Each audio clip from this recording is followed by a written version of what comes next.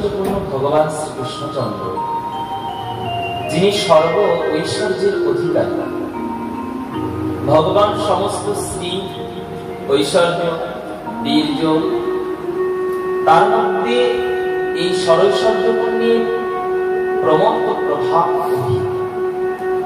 সেই সরৈশ্বর্যপূর্ণ ভগবানের অপ্রাকৃত কথা শ্রীমদ্ ভাগবত মহাপুরাণ আস্বাদনের আমরা দ্বিতীয় দিবসে ভাগবত মহিমা কথা আস্বাদন করেছি।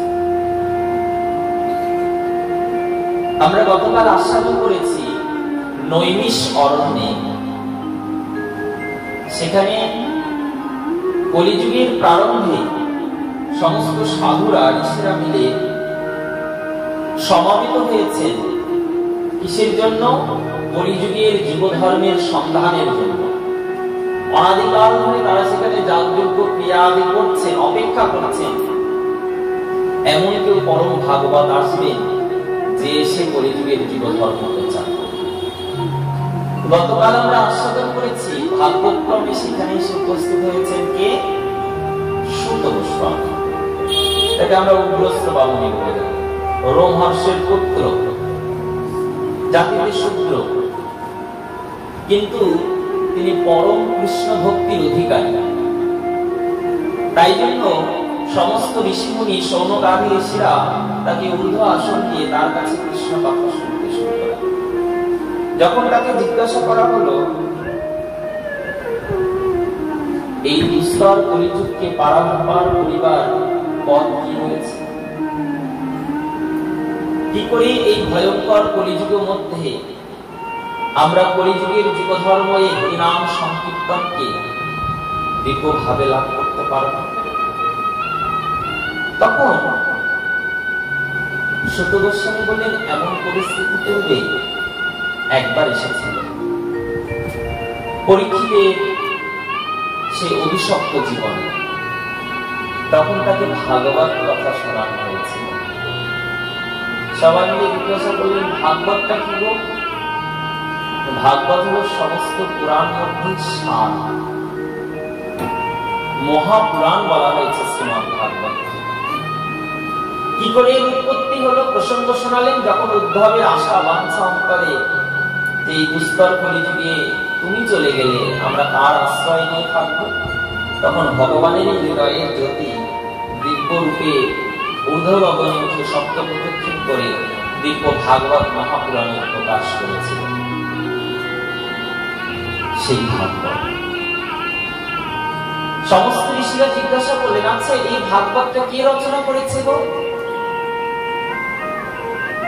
উত্তর দিলেন এই ভাগবত রচনা করেছেন স্বয়ং মহামুনি বেদব্যাস। ইনি আবার সাধারণ কেউ নয়, ভগবানেরই সপ্তদশ অবতার, অর্থাৎ ভগবানেরই সপ্তদশ অবতার রূপে এসে তিনি এই মহাপুরাণ ভাগবত শাস্ত্রকে প্রকাশ করে গেছেন। কেন এই ভাগবত রচনা করা হলো? এইবার শুরু হয়ে গেল তার বিস্তীর্ণ ব্যাখ্যা।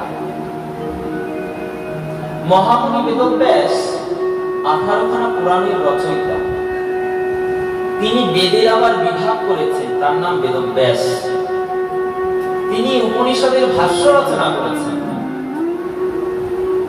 কিন্তু এত কিছু লিখবার পরেও একজন মহামুনি হয়েও তার অন্তরের মধ্যে যেন অসন্তুষ্টি, অর্থাৎ অন্তরটা যেন অতৃপ্ত, তৃষ্ণার্থ, বুঝতে পারছে না আমার এই হৃদয়ের তৃষ্ণাটা কি করে নিবারণ হবে। তাই জন্য একদিন তার আশ্রম, এই বেদব্যাসের আশ্রম ছিল বদ্রিক আশ্রম, বদ্রীনাথ। বদ্রীনাথ থেকে প্রায় 4-5 কিলোমিটার উপরে উঠতে হয় মানাক গ্রাম, যেখানে সরস্বতী নদী অন্তর্ধান হয়েছে। সেই সরস্বতী নদীর তীরে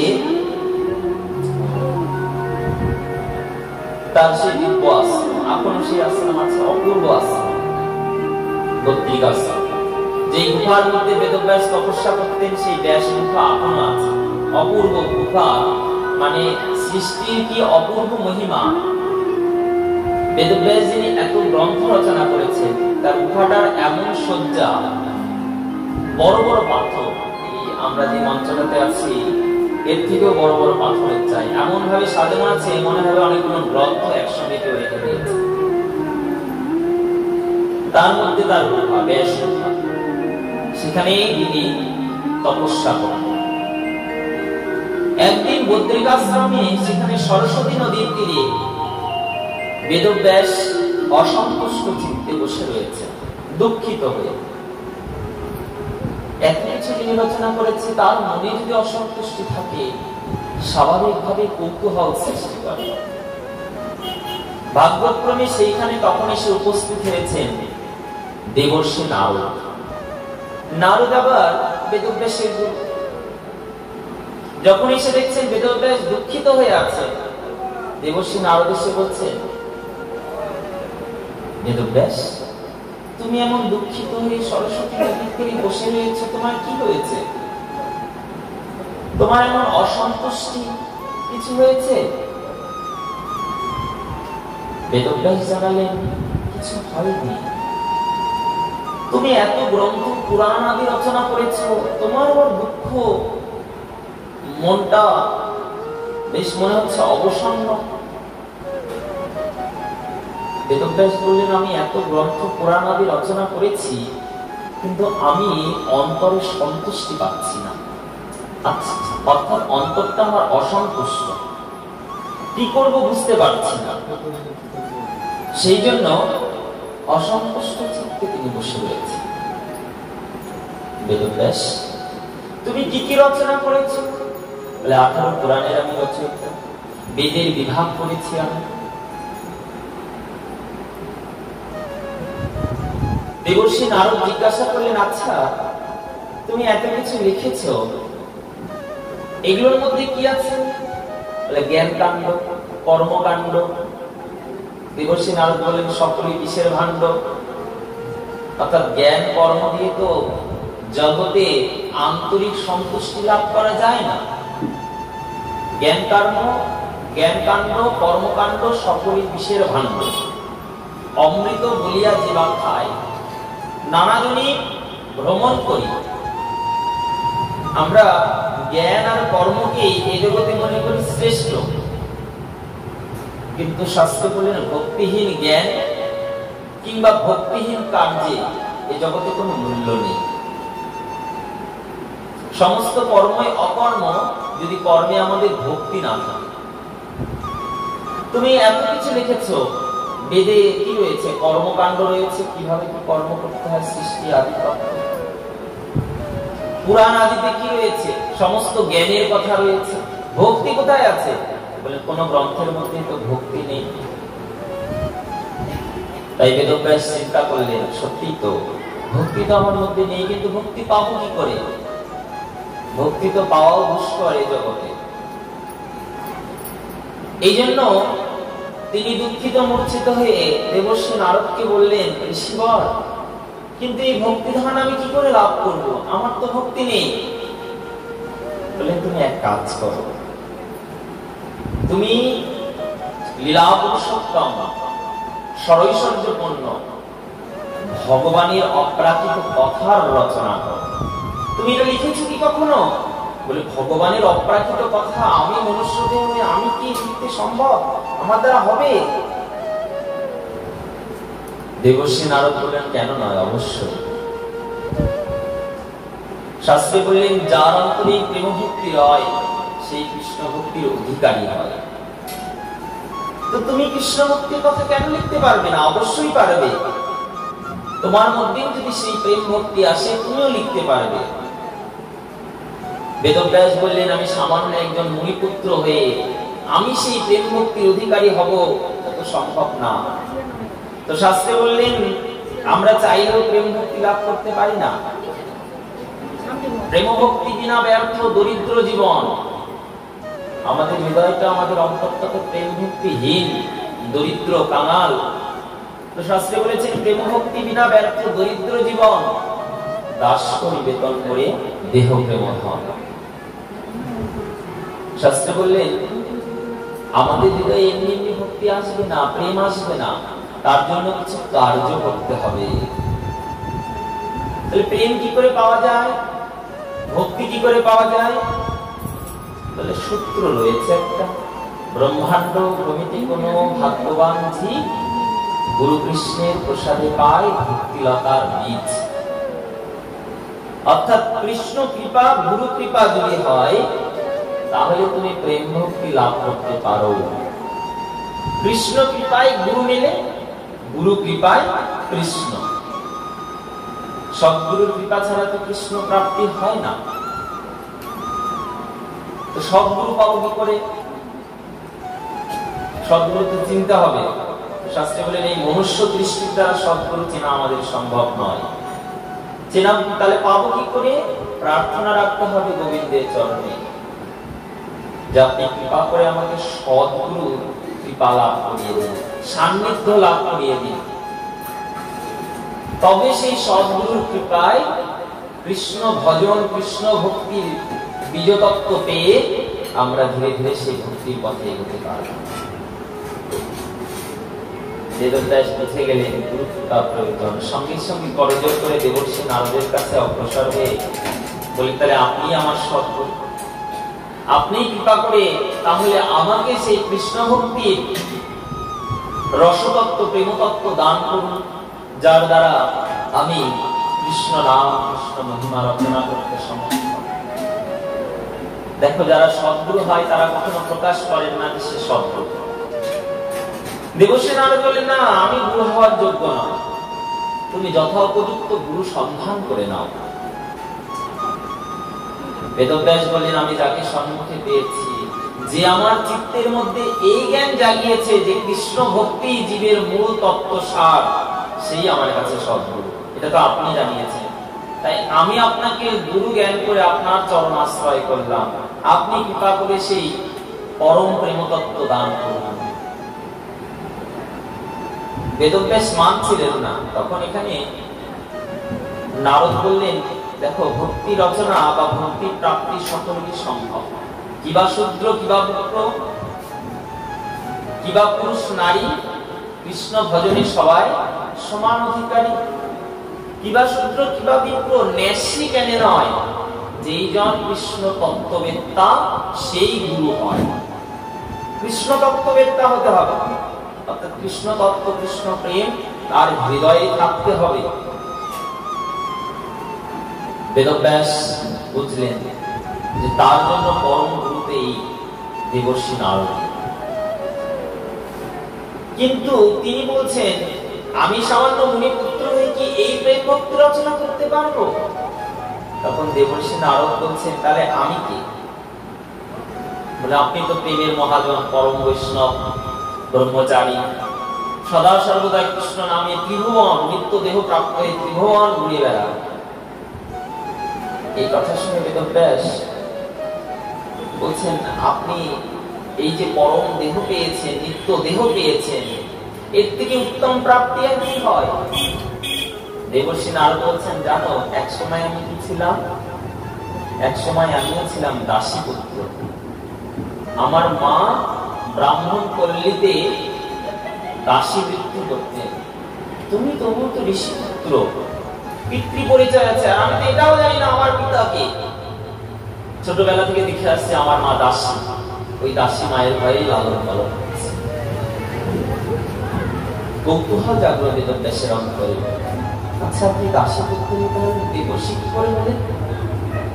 শোনালেন, মা আমার দাসী নিত্য নিত্য ব্রাহ্মণ পল্লীতে যান, সকালে উঠে চলে যান, আমি ঘরে থাকি। কোনদিন অন্ন জোটে, কোনদিন অন্ন জোটে না। মা যা কিছু এনে দেয় ব্রাহ্মণ পল্লী থেকে, তাই দিয়ে জীবন ধারণ করে। এবার এমন যখন দশা, একদিন কি হলো, একদল ব্রাহ্মণ সেখানে এসেছে।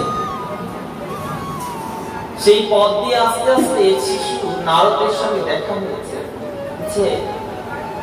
এই যে বাবা, তুমি জানো এই পাশে ব্রাহ্মণ পল্লীটা কোথায় আছে? দেবর্ষি নারদ তখন ছোট্ট বালক, দেখিয়ে দিয়েছেন, হ্যাঁ জানি তো, আমার মা রোজ ওই দিকে ব্রাহ্মণ পল্লীর দিকে যায়। ওই দিকে ব্রাহ্মণ পল্লী। তো তারা ব্রাহ্মণ পল্লী চেনে না, তাই দেবর্ষির কাছে প্রার্থনা করলেন, তুমি একটু কৃপা করে আমাদেরকে ব্রাহ্মণ পল্লীতে পৌঁছে দেবে।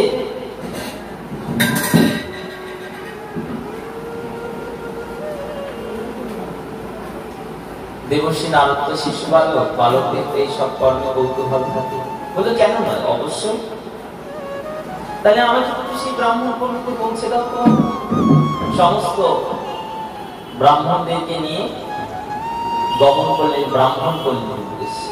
তারা এসেছিলেন চাতুর্মাস্য ব্রত করার জন্য। ব্রাহ্মণ পল্লীতে নিয়ে গিয়ে দিয়েছেন, ব্রাহ্মণদের ঘরে তারা 4 মাস থাকবেন।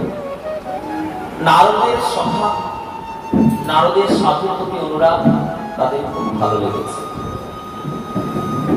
আর ভালো লাগার কারণে সাধুরা সবাই বলেন, এইসব আমরা তখন 4 মাস এখানে থাকবো, তুই থাকবি আমাদের সঙ্গে এই ব্রাহ্মণ পল্লীতে।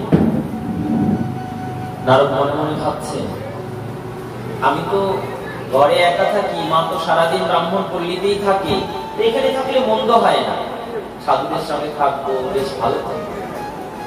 সাধুদের সঙ্গে থাকলেন সেই ব্রাহ্মণ পল্লী 4 মাস। তো সাধুরা কি করে? চাতুর্মাস্য ব্রত করে, ব্রহ্ম মুহূর্তে উঠে স্নান করে, মঙ্গল আরতি করে, ভগবানের প্রভাতী নিশান্তকালীন কীর্তন আদি গান, আরতি কীর্তন করে। কিন্তু নারদ কিছু বুঝতে পারে না, শিশু তো, আর এই সমস্ত বিষয় তো জ্ঞান নেই। সন্ধ্যেবেলায় সন্ধ্যা আরতি করে, কাসর ঘন্টা বাজিয়ে ভগবানের পূজা আদি হয়, কিন্তু নারদ তবু কিছু।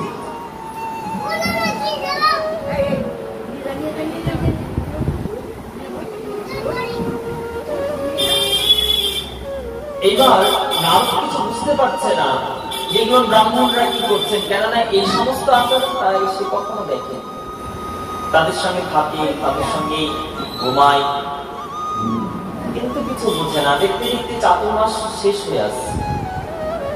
একদিন কি হয়েছে, সাধুরা দেবর্ষি নারদের প্রতি করুণা করলেন। নারদকে বলছেন, এই খোকা, আমাদের তো 4 মাস সময় হয়ে এলো, এখন তো চলে যেতে হবে।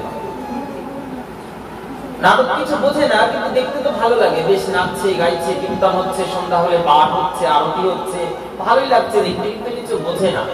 ওই যে কালকে বলা হলো, যদি না বোঝে কেহ শুনিতে শুনিতে সে, না বুঝলেও যদি শুধু শোনাও যায়, তবুও ভাগবতের করুণা আছে তো, কৃপা করে ভাগবত পরম শাস্ত্র সার। যদি নাও বোঝে, তবু শুনতে শুনতেও ভাগবত কৃপা হয়। আজকে দেবর্ষি নারদ তার মনের মধ্যে কৌতূহল, সাধুদেরকে জিজ্ঞাসা করছেন, তোমরা এগুলো কি গাও? আমি তো কিছুই বুঝি না। তোমরা গাও, কখনো কাঁদো, কখনো হাসো, কখনো নাচো, কখনো আরতি করো, আমি তো এগুলো কিছু বুঝতে পারি না, এগুলো তোমরা কি গাও? বলে, তুই বুঝবি এগুলো কি?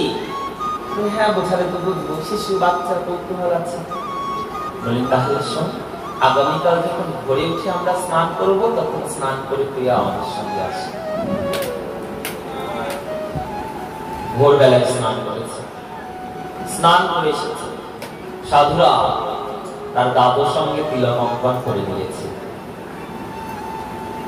কণ্ঠ তুলসী ধারণ করে উত্তম আসনে বসিয়ে সাধু কৃপা করে দেবর্ষির কর্ণে শ্রীকৃষ্ণ নামের মহাবীজ দান করলেন। এইবার বীজ বপন হয়ে গেল, তাহলে এইবার ভক্তি বিফলতা তো ফুটবে।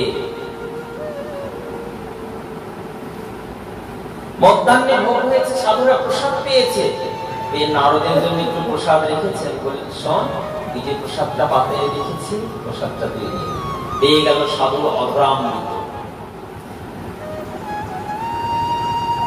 ভক্তপদ ধুলি আর ভক্তপদ জল, ভক্ত ভুক্ত অবশেষ তিনের মহাবল। সাধুর সঙ্গে আছেন, ভক্তপদ ধুলিত পান, ভক্তপদ জল পান, আজকে ভক্ত ভুক্ত অবশেষ পেয়ে গেলেন। আজকে যখন হরিনাম হচ্ছে, নারদের অজান্তেই নারদের 2 নেত্র দিয়ে অঝরে অশ্রু ধরা দিয়েছে। নারদ যখন আজকে হচ্ছে যে কৃষ্ণ নাম হলো আমাদের পরম বান্ধব, আজ যখন ভগবত কথা কীর্তন হচ্ছে, আজকে নারদ আপ্লুত হয়ে ভগবানের কথা শুনছে। কেন? এতদিন তো সেই ভক্তির রীতিনীতি বুঝতেন না, আজকে বুঝেছে যে সাধুর কৃপা হয়েছে, পরম কৃষ্ণ নামের বীজমন্ত্র কর্ণে দিয়েছে, এর প্রভাবে হৃদয়ে সেই প্রেম ভক্তির জাগরণ ঘটেছে।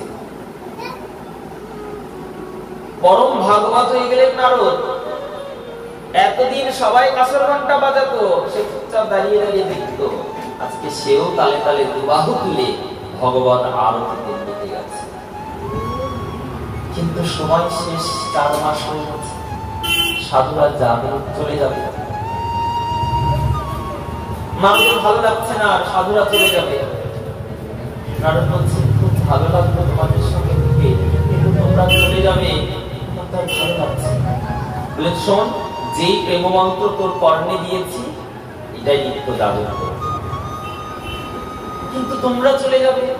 দেবর্ষি নারদ বলছে, আমি একা একা থাকবো, আমার তো ভালো লাগবে না। সাধুরা বলছেন, তাহলে চল আমার সঙ্গে, আমাদের সঙ্গে। দেবর্ষি নারদ বলছে, চলে তো যেতাম, কিন্তু আমার ঘরে যে মা রয়েছে, মাকে ছেড়ে আমি যেতে পারবো না। সাধুরা বলে, বেশ তাহলে থাক, যেদিন তোর সময় হয় সেদিন আসবে। নারদ ঘরে রয়ে গেলেন। সাধুরা চলে গেলেন ব্রাহ্মণ পল্লী ছেড়ে। এখন আর নারদের ভালো লাগে না, সাধু সঙ্গ আর ভালো লাগে না, সাধু সঙ্গ বিমানে আর মন চিত্ত স্থির হয় না। ওই যে সাধু সঙ্গ পেয়েছিল, সঙ্গের মহিমায়, সৎসঙ্গের মহিমায়, এই যে কৃষ্ণ ভক্তি, কৃষ্ণ প্রেম তত্ত্ব পেয়েছে, আজকে সেই সঙ্গ বঞ্চিত হয়ে আর অন্তরে ভালো লাগছে না, অস্থির লাগছে না। মনে মনে ভাবছে, আমার যদি মাটা না থাকতো, তাহলে আমি তো সাধুদের সঙ্গে চলে যেতাম, কিন্তু মা ছাড়া তো আমি কিছু বুঝি না, মাকে ছাড়া সে কিছু মনে নিতে পারেন না। কিন্তু কিছুদিন যাওয়ার পরে সেই বিকারটা তীব্র হলো, এই যে দিনে দিনে বাড়ে বিকার। যদি কেউ প্রেম ভক্তির তত্ত্ব রস একবার লাভ করে, তার সেই তত্ত্ব প্রেম রস দিনে দিনে দিনে বিকারে পরিণত হয়ে যায়। অন্তর থেকে সেই প্রেম, সেই ভক্তি জীবকে ঊর্ধ্বে ধারণ করে থাকে। আর ভালো লাগছে না নারদের। মনে মনে প্রার্থনা করছেন, যদি আমার মাটা না থাকতো, কবেই চলে যেতাম, আর ঘরে ভালো লাগছে। যারা একবার সৎসঙ্গের মধ্যে প্রবেশ করেছে, যারা একবার ভাগবত সঙ্গের মধ্যে প্রবেশ করেছে, তাদের কি আর এই সঙ্গ ছেড়ে ঘরে থাকতে ভালো লাগে? অস্থির লাগে তখন ঘরে থাকলে। ভগবান কৃপা করলেন, একদিন গধূলি কালে মা গোদহন করতে গিয়ে সর্পাঘাতে মারা গেল। নারদ ভাবছেন, আর আমার কেউ নেই, এইবার আমি যাব। সাধুরা যে পথ ধরে বেরিয়ে গেছিল, সেই পথ ধরে সাধুদের খুঁজতে খুঁজতে চলবে। কৃষ্ণ ভক্তির তীব্র বিকার তার হৃদয় থেকে স্ফুরিত হলো। চতুর্দিকে সাধুদেরকে খুঁজে বেড়াচ্ছেন, কিন্তু কোথাও সাধুদেরকে খুঁজে পাচ্ছেন না। খুঁজতে খুঁজতে খুঁজতে খুঁজতে সাধুদেরকে খোঁজার জন্য চতুর্দিকে ঘুরতে ঘুরতে কোথাও পেলেন না। একটি বৃক্ষ মূলে বসে গিয়ে ধ্যানস্থিত হয়ে সেই প্রেমমন্ত্রকে জপ করছে, উদ্গার করছে। দেবর্ষি নারদের হৃদয় থেকে যেন তার আত্মা স্বরূপ বাইরে এসে স্বর্ণকে স্থাপন হয়েছে। নারদ নারদকে দেখতে পাচ্ছে, অসার দেহটা পড়ে রয়েছে, হৃদয় থেকে একটা নিত্য দেহ বেরিয়ে, ভগবত কৃপার দেহ পেয়ে গেলেন নারদ। দিব্য দেহ, নিত্য দেহ, যে দেহ নিয়ে ভগবানের ত্রিলোকে, স্বর্গমর্ত পাতাল সর্বত্র নারদ যখন ইচ্ছা বিচরণ করতে পারে। প্রেম বেদব্যাস, কেউ যদি একবার এই কৃষ্ণ ভক্তির বীজতত্ত্ব লাভ করে, সে নিজের থেকেও আর নিজের থাকে না, তার সর্বস্ব শ্রী গোবিন্দের পাঠ করতে সমর্পণ হয়েছে।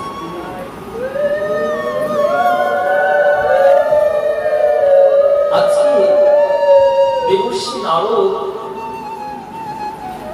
সে প্রেম লাভ করে নিত্য দেহে কৃষ্ণ নাম জপ করছে। বেদব্যাস পারবে বেদব্যাস চরণে পড়লেন নারদের, আপনি কৃপা করে সেই প্রেম দিন। দান করলেন চতুশ্লোকী ভাগবত।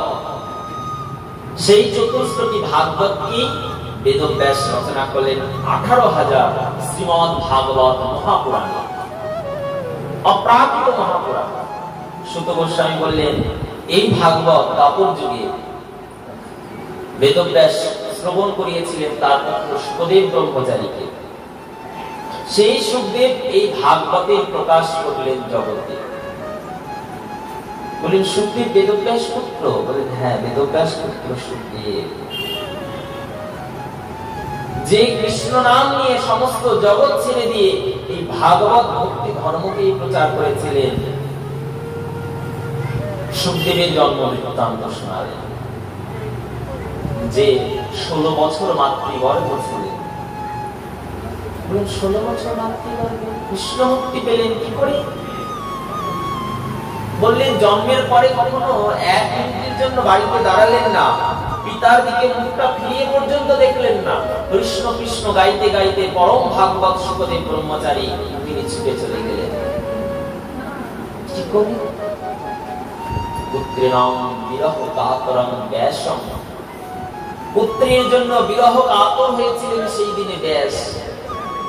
সমস্ত ঋষিরা জিজ্ঞাসা করলেন কেন বেদব্যাস কি তার পুত্রকে ঘরে রাখেনি, নাকি তার পুত্রই ঘরে ছিল না? শোনালেন বৃত্তান্ত। এই সুখদেব ছিলেন ওরাকালে সেই গোলকের দিব্য সুখ পাখি, যে রাধারানীর সাথে নিত্য থেকে কৃষ্ণ কথা সাধন করে। তো রাধারানী দুইজন দুই পক্ষে, সুখ কার পক্ষে? সুখ আর শাড়ি কে কার পক্ষে? সুখ কার পক্ষে? আর শাড়ি রাধারানী। কিন্তু কৃষ্ণ কথা শুনে কার কাছে? রাধারানীর কাছে। রাধারানী একদিন বলছে সুখ, আমি তোমাকে কৃষ্ণ কথা শোনাই, তুমি সবসময় শুধু কৃষ্ণেরই বড়াই করো, কিন্তু আমি যদি তোমার কৃষ্ণের মহিমা তোমাকে না শোনাতাম তুমি কি করে জানতে কৃষ্ণের মহিমা? কিন্তু সুখ তো কৃষ্ণ বই অন্য কিছু জানে না, যেমন শাড়ি ও রাধা বই অন্য কিছু মানে না। তাই একদিন রাধারানী ক্ষিপ্ত হয়ে বলেন, যা, তোকে আর আমি কৃষ্ণ কথা শোনাবো না, তুই এখান থেকে চলে যাবে। বলে কোথায় যাবো? কৃষ্ণ কথা ত্যাগ করে কোথায় যাবো? বলে তুই যেমন সবসময় কৃষ্ণের গুণগান করিস, যা তোর কৃষ্ণের কাছে। বলে কৃষ্ণ কি আর কৃষ্ণ কথা শোনাবে? শোনাতে পারে কোন কৃষ্ণ ভক্ত, ওই যেমন শ্রীরাধিকা। কোথায় যাবো? বলেন যেখানে কৃষ্ণ কথা হয় ওই সেখানেই যাব। কোথায় কৃষ্ণ কথা হচ্ছিল? সেই দিন ভাগবতীয় কথা আলোচনা হচ্ছিল অমরনাথে। স্বয়ং দেবাদিদেব মহাদেব দেবী পার্বতীকে নিয়ে সেখানে ভাগবত কথা আলোচনা হচ্ছে। সেখানে এসে সুখ পাখি ভাগবত কথা আস্বাদন করলেন। সুখদেব সেখানে দিব্য ভাগবত কথা যখন আস্বাদন করছেন গাছের ডালে বসে, সেখানে কৃষ্ণ মহিমা কৃষ্ণ জ্ঞান শুনে খুব আপ্লুত মোহিত। আমরা প্রসঙ্গক্রমে ভাগবত সপ্তাহ কীর্তনে শুনেছেন আপনারা, এখানে দেবী পার্বতী ভাগবত শুনতে শুনতে সমাধিস্থ হয়ে গেছে। দশম স্কন্ধে মহারাশে গিয়ে দেবীর রাজ্য জ্ঞান ছিলেন না, তখন দেবীর হয়ে সুখ পাখি গাছের ডাল থেকে সেখানে ভাগবত কথাকে অগ্রসর করে দিয়েছে। সেখান থেকে সে সাই দিয়েছে। কিন্তু ভাগবত যখন বিশ্রাম হয়ে যায় তখন জানতে পারেন মহাদেব যে পার্বতী তো ভাগবত শোনেননি, ছলনা করে গাছের ডাল থেকে সুখ পাখি ভাগবতকে আস্বাদন করে নিয়েছে। ক্ষিপ্ত হয়ে ত্রিশূল হস্তে তারা করে সেই অমরনাথ থেকে সেই সুখ পাখি ছুটতে ছুটতে নেমে চলে এসেছেন বদ্রীনাথে, বদ্রিকাশ্রমে। শুনতে পাচ্ছেন সুন্দর ভাগবত কথা হচ্ছে। কোথায়? বেদব্যাসের আশ্রমে। কে ভাগবত কথা বলছেন? স্বয়ং বেদব্যাস। কাকে? তার পত্নী বিদিকা দেবীকে। এত সুন্দর ভাগবত কথা লাগলো, সুখ পাখি আর উঠতে পারলে না, সেখানেই দাঁড়িয়ে গেল। কিন্তু দেখছেন মহাদেব ত্রিশূল হাতে ছুটে আসছেন। কি করবেন? কোথায় পালাবেন? ভাগবত স্থান ছেড়ে তো যাওয়ার ইচ্ছেও নেই, আর এখানে থাকলে তো প্রাণে মারা যাবে। তো পাঠ শুনতে শুনতে হঠাৎ যখন মৃত্তিকা দেবী একটু আলস্যের সাথে একটু হাই তুলেছে, তার মুখ গহ্বর দিয়ে একদম গর্ভের মধ্যে প্রবেশ করেছে। গর্ভের মধ্যে প্রবেশ করেছেন সেই সুখ পাখি, আর গর্ভের মধ্যে প্রবেশ করা মাত্র সে সেখানেই ছোট্ট ভ্রূণ আকারে সেখানে স্থাপিত হয়ে গেছে। মহাদেব তারা করে তাকে হত্যা করতে ছুটে এসেছেন। বেদব্যাস তাকে বাধা দিলেন, তুমি যদি একে হত্যা করতে চাও তাহলে আমার পত্নীও মারা যাবে, তুমি একসঙ্গে ভ্রূণ এবং সঙ্গে এক নারী হত্যার অপরাধ হয়ে যাবে, কি করবি? বলে আমি কথা দিচ্ছি তোমার চিরশত্রুকে আমি পরম ভাগবত বানিয়ে দেব। যে তোমার কাছে ভাগবত চুরি করেছে তাকে আমি পরম ভাগবত বিদ্যান বানিয়ে দেব। তাই মাতৃগর্ভে বসে বসে সুখ পাখি ভাগবত কথা শুনতে শুরু করলেন। নিত্য ভাগবত কথা শুনছেন, শুনতে শুনতে গর্ভ ধীরে ধীরে 1 মাস 2 মাস করে 10 মাস হয়ে গেছে, অর্থাৎ গর্ভ প্রকাশের সময়। কিন্তু গর্ভ প্রকাশ হলো না। 12 মাস হয়ে গেল, 1 বছর পূর্ণ, তবু গর্ভ প্রকাশ হচ্ছে না। 2 বছর হয়ে গেল, 3 বছর, 4 বছর হচ্ছে, গর্ভের আকার বৃদ্ধি হচ্ছে, কিন্তু গর্ভ প্রকাশ হচ্ছে। চিন্তিত হয়ে গেলেন বেদব্যাস। দেখতে দেখতে 10 বছর, 12 বছর, 14 বছর, 15 বছর হয়ে যাচ্ছে, আর মৃত্তিকা দেবী চলাফেরা করতে পারেন না, শয্যাশায়ী হয়ে গেছে। কখন যে প্রাণ চলে যায়, কিন্তু গর্ভ থেকে সন্তান বেরোয় না। বেদব্যাস করজোড়ে প্রার্থনা করলেন, পুত্র তুমি বেরিয়ে আসো গর্ভ থেকে, তুমি যদি না বেরিয়ে আসো তুমি মাতৃহত্যার অপরাধী হবে। বেদব্যাস বাক্য শুনে শুকদেব ভিতর থেকে বলছে সেই সুখ পাখি, পিতা আমি যদি বাইরে যাই, আমি তোমার মুখে শুনেছি এই জগৎটা মায়ার জগৎ, অর্থাৎ কেউ না চাইলেও মায়াটাকে আপনা গ্রাস করে। এই জগতে যারাই আসবে মায়ার কবলে পড়ে, ওই যে মায়ার ক্রমদান শুরু হবে, তখন থেকে মায়া দেবীর লীলা খেলা চলবে এই জগতে। তো এই জগৎটা তো মায়ার জগৎ, এই জগতে যদি আমি একবার যাই, গিয়ে মায়ার কবলে পড়ে স্বয়ং গোবিন্দকে ভুলে যাই, তাহলে তো আমার জন্ম নেওয়াটাই ব্যর্থ। তার থেকে বরং আমি এখানেই ভালো আছি।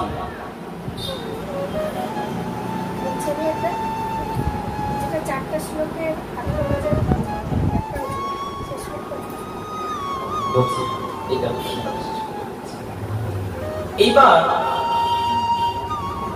মৃত্তিকা দেবীর গর্ভ থেকে শুকদেব ব্রহ্মচারী সেখান থেকেই বলছেন যে আমি যদি এই মাতৃগর্ভ ত্যাগ করি তাহলে সঙ্গে সঙ্গে আমাকে মায়া দেবী গ্রাস করবে, আর ওই মায়ার গ্রাসে মায়ার কবলিত হলে পরে আমার আর কৃষ্ণ ভজন করা, কৃষ্ণ ভক্তি করা, কৃষ্ণ পথে রুচি আর থাকবে না।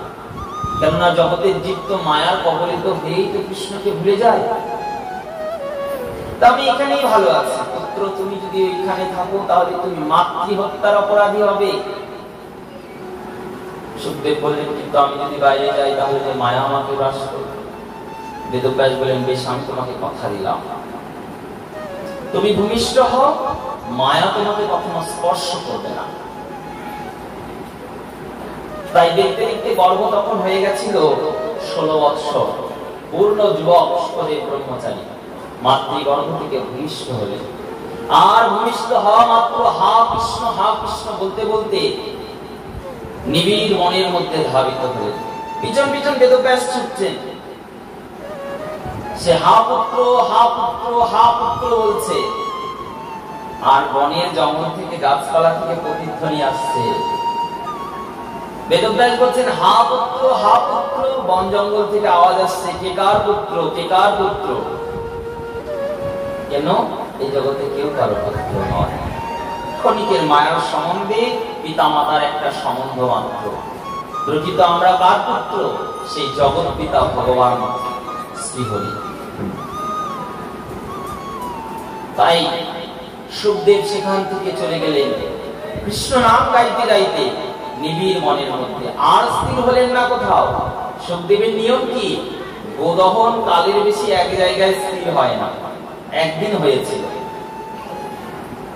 ছোট্ট ছোট্ট পিঁপড়েগুলো খাদ্যদানা নিয়ে গর্তের মধ্যে ঢুকছে, দর্শন করছে। দেখতে দেখতে মনের মধ্যে কৌতূহল হচ্ছে, কোথায় নিয়ে যাচ্ছে? ফট করে স্মরণ হয়ে গেল এটাই তো মায়া, এই দর্শন করি তো এর মায়ায় পড়ে যাবো, এখন কৌতূহল হবে ভিতরে কি আছে।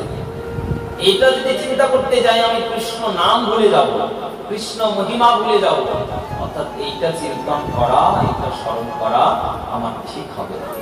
সেই জন্য নিয়ম হয়ে গেল যে এক স্থানে গোদহন কালের বেশি তিনি কখনো স্থির হন না। যে কোনো জায়গায় যেখানেই যান গোদহন কালের বেশি সেখানে আর তিনি থাকেন না। তিনি হয়ে গেলেন পরম ভাগবত, পরম বিদ্বান, বেদব্যাস নয়, ইনার থেকেই ভাগবতের প্রচার হলো।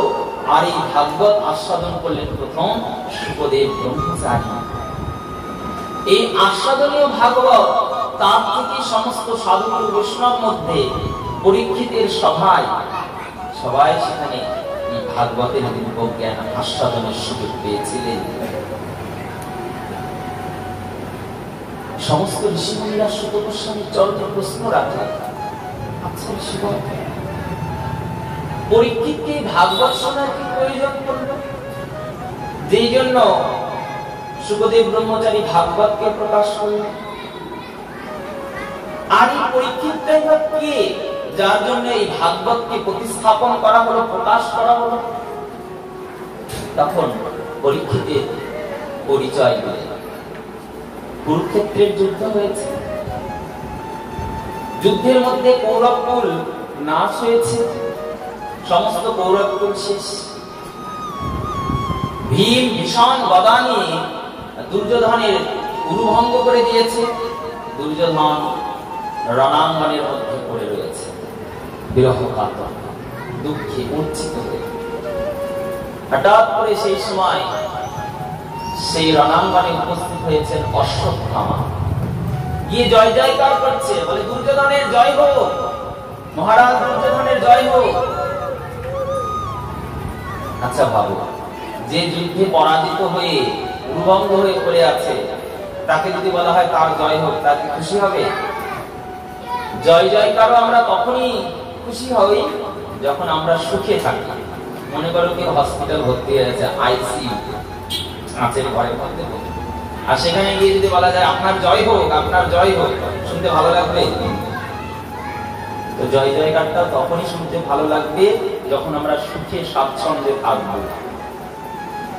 দুর্যোধন বলছেন, আমি মৃত্যু প্রায় অবস্থায় এই যুদ্ধ মঞ্চে রণাঙ্গনে পড়ে রয়েছে উরুভঙ্গ হয়ে, আর তুমি বলছো আমার জয় হোক, এটা তোমার কেমন কথা? তুমি কি আমাকে উপহাস করছো?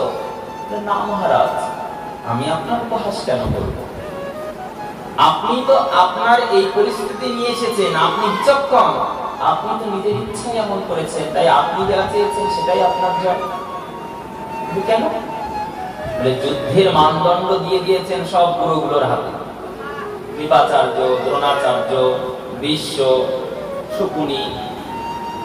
আরে আমাকে দিয়ে দেখতেন, আমি পঞ্চপাণ্ডবের বন্ধু এনে আপনার চরণে ফেলতাম। অশ্বত্থামা বলছে, আপনি যদি আমাকে একবার সুযোগ দিতেন, বড় হয়েছে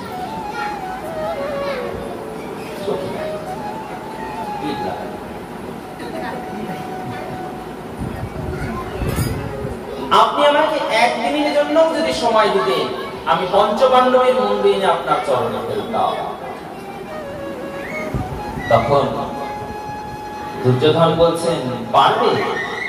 যদি পারো তাহলে আপনার সময় যায়নি, আজকে রাতটুকু সময় আছে, যদি পারো, যদি তুমি পঞ্চপাণ্ডবের মুন্ড কেটে আনতে পারো, তাহলে আমি তোমাকে আমার রাজ্যের এক অংশ দান করব। অশ্বত্থামা বললেন, আপনি অপেক্ষা করুন, আমি এক্ষুনি আসছি। পঞ্চপাণ্ডবের জয় হয়েছে, পঞ্চপাণ্ডবের রাজ্যে মহাজয়, মহাবিজয় হচ্ছে, উৎসব হচ্ছে, পঞ্চপাণ্ডব আনন্দে মেতে আছেন, কিন্তু মনের মধ্যে শান্তি নেই ভগবান কৃষ্ণের। কিন্তু সে জানে অশ্বত্থামা আসছে, আমাকে রক্ষা করতে হবে। যুধিষ্ঠির, ভীম, অর্জুন, নকুল, সহদেব সবাই আনন্দে মেতে আছেন, দ্রৌপদী মেতে আছেন, সবাই মেতে আছেন, কিন্তু কৃষ্ণ দুঃখিত, মূর্ছিত হয়ে আছেন। মনে মনে চিন্তা করছেন, কি করে আমি আজকে পঞ্চপাণ্ডবকে রক্ষা করব। কিন্তু পঞ্চপাণ্ডব ছিলেন কৃষ্ণ গতা প্রাণ, অর্থাৎ কৃষ্ণ একবার বাক্যে যা বলবে কোনো দ্বিধা বা কোনো সংশয় ছাড়া সেটা মেনে নিতে তারা বাধ্য, কোনোদিনও প্রশ্ন করতেন না। সবাই আনন্দে মেতে রয়েছে। এমন সময় কৃষ্ণ বললেন, পঞ্চপাণ্ডবগণ, চলো আমরা আজকে রাত্রে একটু গঙ্গা নদীতে ফিরে আসি। এক কথায় সকলে বলেন, বেশ কেশব, তাই হোক, আমরা সবাই মিলে গঙ্গায় যাব। কেউ জিজ্ঞাসা করলে না কেন যাব, কি জন্য যাব। কৃষ্ণের প্রতি বিশ্বাস তাদের দৃঢ়। পঞ্চপাণ্ডবগণ তাদের পুত্রদেরকেও বললেন যে তোমরাও চলো আমাদের সঙ্গে গঙ্গায়। কিন্তু পুত্রগণ বললেন, আমরা যাব না। পিতৃ আজ্ঞা লঙ্ঘন করলেন, আমরা ঘরে থেকে একটু আনন্দ মহোৎসব করব। পঞ্চপাণ্ডবকে রথে নিয়ে চলে গেলেন ভগবান কৃষ্ণ গঙ্গার তীরে। সেই রাত্রে আনন্দ উৎসব করে দ্রৌপদীর মনে স্বাদ হলো, আজ রাতে তো আমার 5 পতি নেই, তো 5 পতির শয্যায় তাদের পঞ্চপুত্রকে আমি আজকে শোয়াবো। তাদের শয্যায় শুয়ে দিয়েছে। রাতের অন্ধকারে এসে প্রবেশ করেছে অশ্বত্থামা, গুরুপুত্র, বিচক্ষণ, যে কোনো জায়গায় সে প্রবেশ করতে পারে করেছে। রাত্রের অন্ধকারে পঞ্চপাণ্ডবের আর মুখ দেখলেন না। শয্যায় শায়িত 5 জনের মুন্ড কেটে নিয়ে চলে গেলেন সেই রাতের অন্ধকারে দুর্যোধনের কাছে। দুর্যোধন, এই দেখো আমি পঞ্চপাণ্ডবের মুন্ড কেটে এনে দিয়েছি, এই দেখো 5খানা মুন্ড। দুর্যোধন খুব খুশি হলেন, বাহ, তুমি পেরেছো, পঞ্চপাণ্ডবের মুন্ড কেটে আনতে তুমি পেরেছো, দাও ওই মধ্যে সব থেকে মোটা মাথাটা আমাকে দাও তো। মোটা মাথা কার? ভীম। যেই মাত্র মোটা মাথাটা হাতে নিয়েছে আর 2 হাত দিয়ে চাপ দিয়েছে, সঙ্গে সঙ্গে মাথাটা চুরমার হয়ে গেছে। দুর্যোধন সঙ্গে সঙ্গে চিৎকার করে বলেন, অশ্বত্থামা, এটা তুমি কার মাথা এনেছো? বলে, কেন, মোটা মাথা মানে ভীম, ভীমের মাথা? বলে, না, হতে পারে না। যার মাথায় 80 মণ গদা দিয়ে প্রহার করে একটা কেশকে আমি বাঁকাতে পারিনি, আর সেই মাথা আমার 2 হাতের মধ্যে আস্তে চুরমার হয়ে গেল, এটা ভীমের মাথা হতে পারে না। একটু প্রদীপের আলো জ্বালিয়ে দেখলেন, এটা পঞ্চপাণ্ডবের মুন্ড না, পঞ্চপাণ্ডবের পঞ্চপুত্রের মুন্ড কেটে এনেছে অশ্বত্থামা। হায় হায়, এই তুমি কি করলে অশ্বত্থামা? আরে, নিজের পুত্র যদি নাও থাকে, তবু যদিও ভ্রাতুষ্পুত্ররাও পিণ্ডদান আদি করে, তাহলেও আত্মার উদ্ধার হয়ে যায়। আর তুমি তো আমাদের কুলটাকেই শেষ করে দিলে। আমি মরে গেলে আমার সন্তানরা না থাকলেও পঞ্চপাণ্ডবের সন্তানরা তো পিণ্ডদান তর্পণ আদি করতো, তাতেও আমার উদ্ধার হতো, কিন্তু তুমি কি করলে? দুঃখিত, মূর্ছিত হয়ে গেলেন। এই দুর্যোধনের একটা বরদান ছিল, এটি কেউ মারতে চাইলেও মারতে পারবে না। ভীষণ একটা বরদান কি, যখন দুর্যোধনের জীবনে একসঙ্গে সুখ আর দুঃখ এসে উপস্থিত হবে, তখন তার মৃত্যু হবে। সুখ এসেছে কেন? পঞ্চপাণ্ডবের মৃত্যু মাথা এসেছে, খবর পেয়েছিল, খুব আনন্দ হয়েছিল। কিন্তু যেই মাত্র দেখলো এটা পঞ্চপাণ্ডব না, হায় হায়, পঞ্চপাণ্ডবের পুত্রের মাথা কাটা গেছে, সঙ্গে সঙ্গে দুঃখও চলে এলো। এই সুখ আর দুঃখ, আনন্দ আর দুঃখ একসঙ্গে যুক্ত হওয়ায় দুর্যোধনের সেখানে প্রাণ নিধন হয়ে গেল। সকাল হতেই ভগবান কৃষ্ণ পঞ্চপাণ্ডবকে নিয়ে রাজদরবারে ফেরত আসতেই শুনতে পেলেন শোকের আবহ। খবর পেলেন অশ্বত্থামা রাতের অন্ধকারে এসে পঞ্চপাণ্ডবের পুত্রগণদের মুন্ড কেটে নিয়ে গেছেন। দেরি না করে হুঙ্কার করে অর্জুন গর্জন করে বললেন, যে পঞ্চপাণ্ডবের পুত্রের মুন্ড কেটে নিয়ে গেছে ওই অশ্বত্থামা, আমি কথা দিচ্ছি এই মুহূর্তে আমি তাকে দ্রৌপদীর চরণে এনে দেব। দ্রৌপদী বিরহ কাতর হয়ে মূর্ছিত হয়েছে। ভাবা, একটা মায়ের যদি 5 জন সন্তানকেই কেউ মেরে ফেলে, তাহলে তার কি দশা হবে? অভিমন্যু আদি তো আগেই চলে গেছে।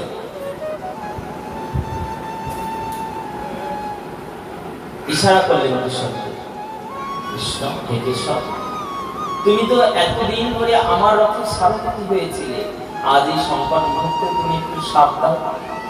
তৎক্ষণাৎ ভগবান রথের সারথি পদে বসে অর্জুনকে নিয়ে চলে গেলেন অশ্বত্থামার কাছে। অশ্বত্থামাকে রথের সঙ্গে বেঁধে টানতে টানতে নিয়ে চলে এলেন দ্রৌপদীর কাছে, দ্রৌপদীর চরণে ফেলে।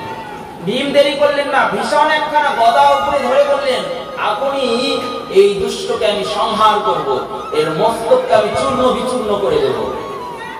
কিন্তু দ্রৌপদী বাধা দিলেন, দাঁড়াও, এইভাবে তুমি গুরুপুত্রকে হত্যা করতে পারো না। প্রথমত এই ব্রাহ্মণ আততায়ী হলেও ব্রাহ্মণী কখনো হিংসা করতেনি। দ্বিতীয় কথা, গুরুপুত্র, গুরুর অবর্তমানে গুরুপুত্রই গুরুতুল্য, অর্থাৎ গুরু না থাকলে গুরুর পুত্রকে গুরুরূপেই জ্ঞান করতে হয়, তার কাছ থেকে অজানাতে জানতে হয়।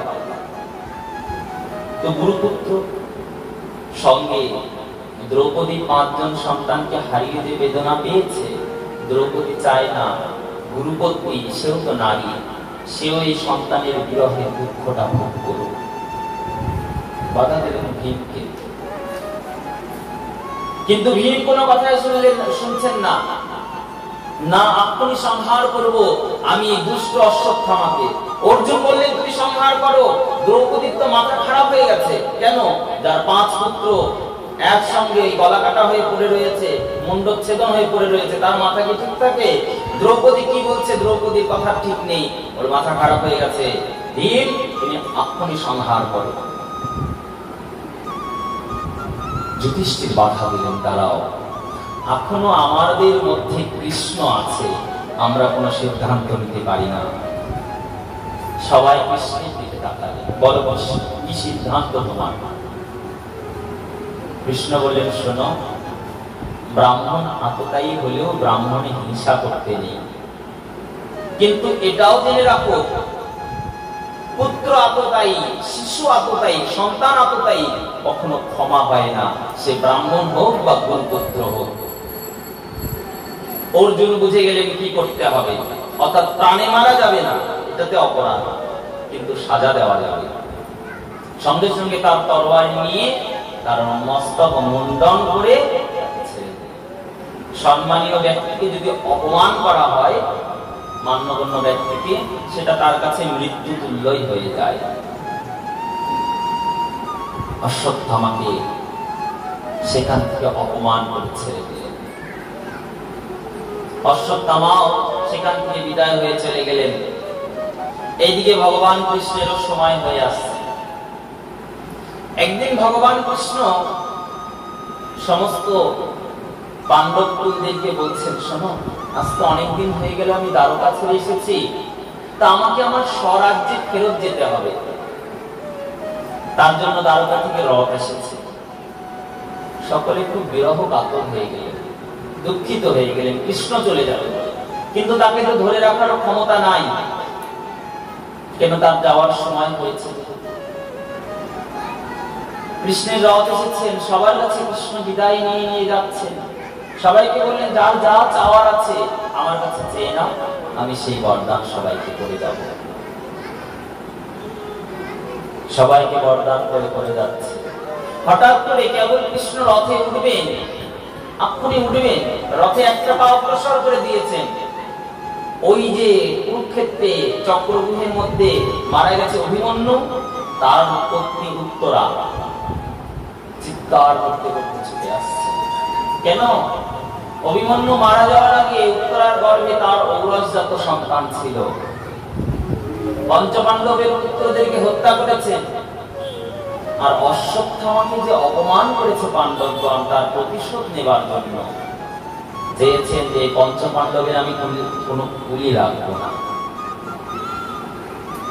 তাই জন্য বাণ নিক্ষেপ করেছেন গর্ভে, আর সেই বাণ যখন গর্ভে ধাবিত হয়েছে, সেই ভতে ভীত কম্পিত উত্তরা ছুটতে ছুটতে যাচ্ছে কার কাছে? দেখো, এই জগতে দুঃখ হলে আমরা কার কাছে যাই? যে আমাদের খুব কাছে, আপন, প্রিয়জন, প্রতিবেশী, স্বজন বান্ধব। কিন্তু শিক্ষা ছিল উত্তরার সুন্দর।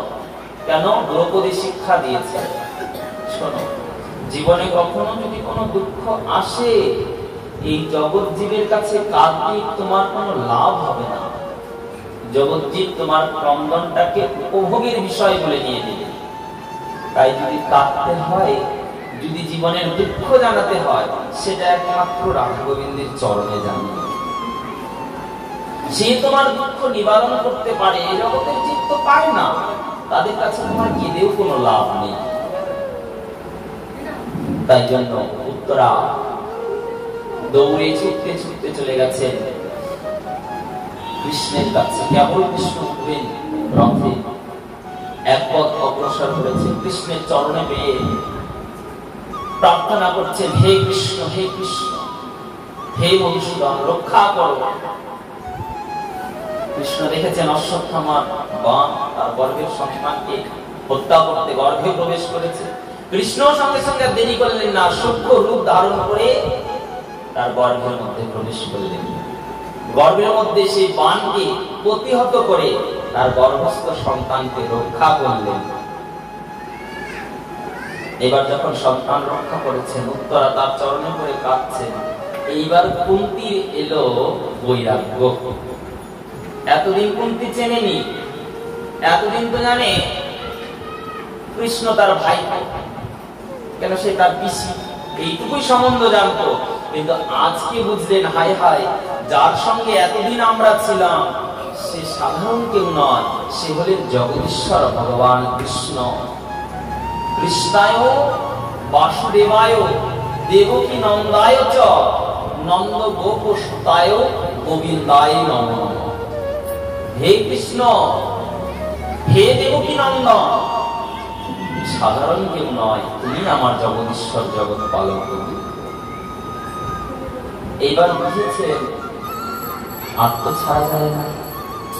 গোবিন্দকে কাছে পেয়ে কেউ হারাতে চায়, চরণে প্রার্থনা করছেন, এতদিন তোমাকে চিনিনি, আজ চিনেছে। হে কেশব, হে মধুসূদন, আজ তো তোমাকে যেতে দেব না, আর তো তোমাকে যেতে দেব না। কৃষ্ণ বললেন, পিসি, আমাকে তো যেতে হবেই, আমার সময় হয়ে গেছে। কুন্তি খুব দুঃখিত, মূর্ছিত হয়ে গেছে।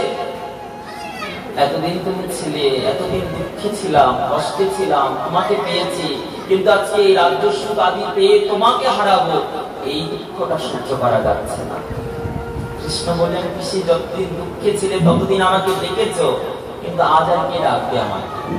এখন তো তোমরা সুখের সন্ধান পেয়ে গেছো, দুঃখে আমরা ভগবানকে ডাকি, খুব ডাকি, সুখ হলে আর ডাকি।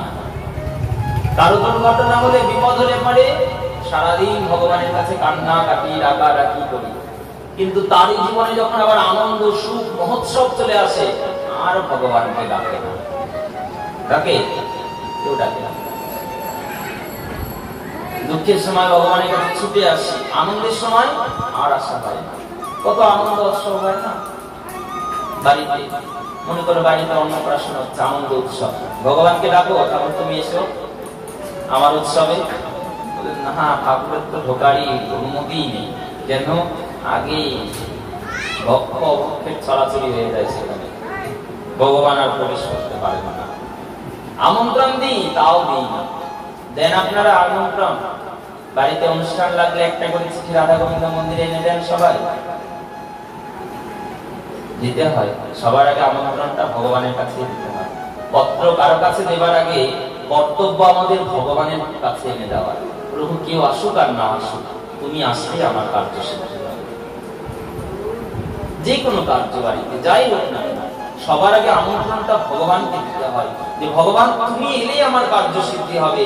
আর জগৎ জীব যদি মুখ করে যায়, তারা যদি নাও আসে, শুধু তুমি এলেই আমি আসি, তার কাছে দিতে হয়। আজকে কুন্তি তার চরণ করে প্রার্থনা করে বলছেন, যে সব যদি তোমার বাক্য এই হয় যে দুঃখী শুধু তোমাকে চায়, তুমি সবাইকে বরদান করলে না যে যা চাই তুমি তাকে তাই দেবে। তা আমি তোমার কাছে চাই, ঈশ্বর, তুমি আমাকে অনাদিকাল ধরে দুঃখের সাগরে ভাসিয়ে দাও। আমি যেন সেই দুঃখের সাগরে থেকেই, দুঃখে থেকেই যেন প্রাণ ভরে তোমাকে ডাকতে পারি। আমি ইহাবই আর অন্য কিছু চাই না। কুন্তি এমন কাতর দশা, দুঃখিত মূর্ছিত দশা দেখে, সকলে এত দুঃখিত দেখে কৃষ্ণ ভাবলেন যে এখন এই পরিস্থিতিতে সবাইকে ছেড়ে গেলে পরে সবাই আরো ভেঙে পড়বে। কৃষ্ণ খবর পাঠালেন, যার কয়েকদিন পরে তিনি দ্বারকায় আসবেন, আজ আর যাবেন। কিন্তু কি দশা দেখো, হঠাৎ করে আবার যুধিষ্ঠিরের মধ্যে ভ্রম। যুধিষ্ঠির দুঃখ হয়ে অনর্গল একই কথা বলছে, আমার জন্যই কুরুক্ষেত্রে যুদ্ধ হলো, আমার জন্যই এত স্বজনেরা প্রাণ হারালো, আমার জন্যই কৌরবকুল নাশ হলো, আমার জন্য এত এত স্ত্রীগণ বিধবা হলো, আমার জন্য এত এত সন্তানেরা তারা পিতৃহারা অনাথ হয়ে গেল, আমার জন্য, শুধু আমারই জন্য, আমি বই আর অন্য কারো জন্য নয়। সবাই এসে বোঝাচ্ছে, সবাই বলছেন না যুধিষ্ঠির তোমার জন্য নয়, এটা হবিতব্য হওয়ার ছিল, এটা তো ধর্মের যুদ্ধ হয়েছে, ন্যায় যুদ্ধ হয়েছে, এখানে তোমার কোনো অপরাধ নেই, তোমার কোনো দোষ নেই, তুমি নিজেকে দোষী ভেবো না। কিন্তু যুধিষ্ঠির আজকে আর কারো কথাই শুনছে না, বারবার শুধু একই কথা, আমারই জন্য এমন হলো, আমারই জন্য এটা হয়েছে, আমার জন্যই কৌরবকুলের নারীগণ বিধবা হয়েছে, আমার জন্য কৌরবকুলের সন্তানগণ পিতৃহারা হয়েছে, শুধুমাত্র আমার জন্য, আর কারো জন্য নয়। ভগবান কৃষ্ণ আছেন, কৃষ্ণ ভাবলেন মুখে বোঝালে ঠিক বুঝবে না, কেন? আমরা বুঝি কম, তর্ক করি বেশি, তো এমন কারো দ্বারা বোঝাতে হবে যার দ্বারা সে বিশুদ্ধ ভাবে বিষয়টা বুঝবে। কে আছেন এমন যার কথা যুধিষ্ঠির শুনবে? এখনো আছে। কুরুক্ষেত্রের রণাঙ্গনে পিতামহ ভীষ্ম সরসজ্জায় শায়িত হয়ে পড়ে আছেন, এখনো তার প্রাণ যায়নি, অপেক্ষায় প্রহর গুনছে, কিসের? কৃষ্ণ দর্শনে। সারা জীবন তো কাল কাটিয়ে দিয়েছেন বিদ্বেষ ভাবে, কিন্তু আজকে পিতামহ ভীষ্মের সরসজ্জায় শায়িত হয়ে অন্তরে অনুশোচনা হচ্ছে যে কৃষ্ণময়ী জীবনটা শূন্য, কৃষ্ণের দর্শন যদি না পায়, কৃষ্ণের সঙ্গ যদি না পায়, তাহলে এই জন্মটা আমার বৃথা, ব্যর্থ। আজ প্রাণপণে শেষের দিনে কৃষ্ণকে ডাকছে। সারা জীবন তো অনেক দেখলাম এই জগতে রূপ রস আদি, এটাতে কি হয়? আমাদের মতি বিষয়ের মধ্যে থাকে। শাস্ত্রে বললেন আমাদের আস্বাদ্য বিষয়টাকে যদি গোবিন্দের দিকে আনা যায়, পরিবর্তন করা যায়। আস্বাদ্য কি? রূপ, রস, গন্ধ, শব্দ আর স্পর্শ। আমরা কিসের রূপ দেখি? এই জগৎ জীবের রূপ দেখি, সেই রূপ দেখেই মোহিত হয়ে যায়। এটা প্রভুপাদের দৃষ্টান্ত আমার বারংবার মনে পড়ে। উনি যখন বিদেশে হরিনাম সংকীর্তন প্রচার করতে গেছিলেন, একদিন তার দুইজন শিষ্যকে নিয়ে পথে পরিক্রমা করতে বেরিয়েছেন, নগরে ঘুরছে, পথে ঘুরছে। হঠাৎ করে একটা অপরূপ সুন্দরী মেয়ে, যুবতী কন্যা, স্নান করে ভিজা বসনে সে রাস্তার পাশ দিয়ে পার হয়ে যাচ্ছে, আর সবাই কি করছে? তার দিকে দৃষ্টি রেখে তাকে দর্শন করছে। দুইজন শিষ্য তার দিকে তাকিয়ে আছে, প্রভুপাদ এটা লক্ষ্য করেছে।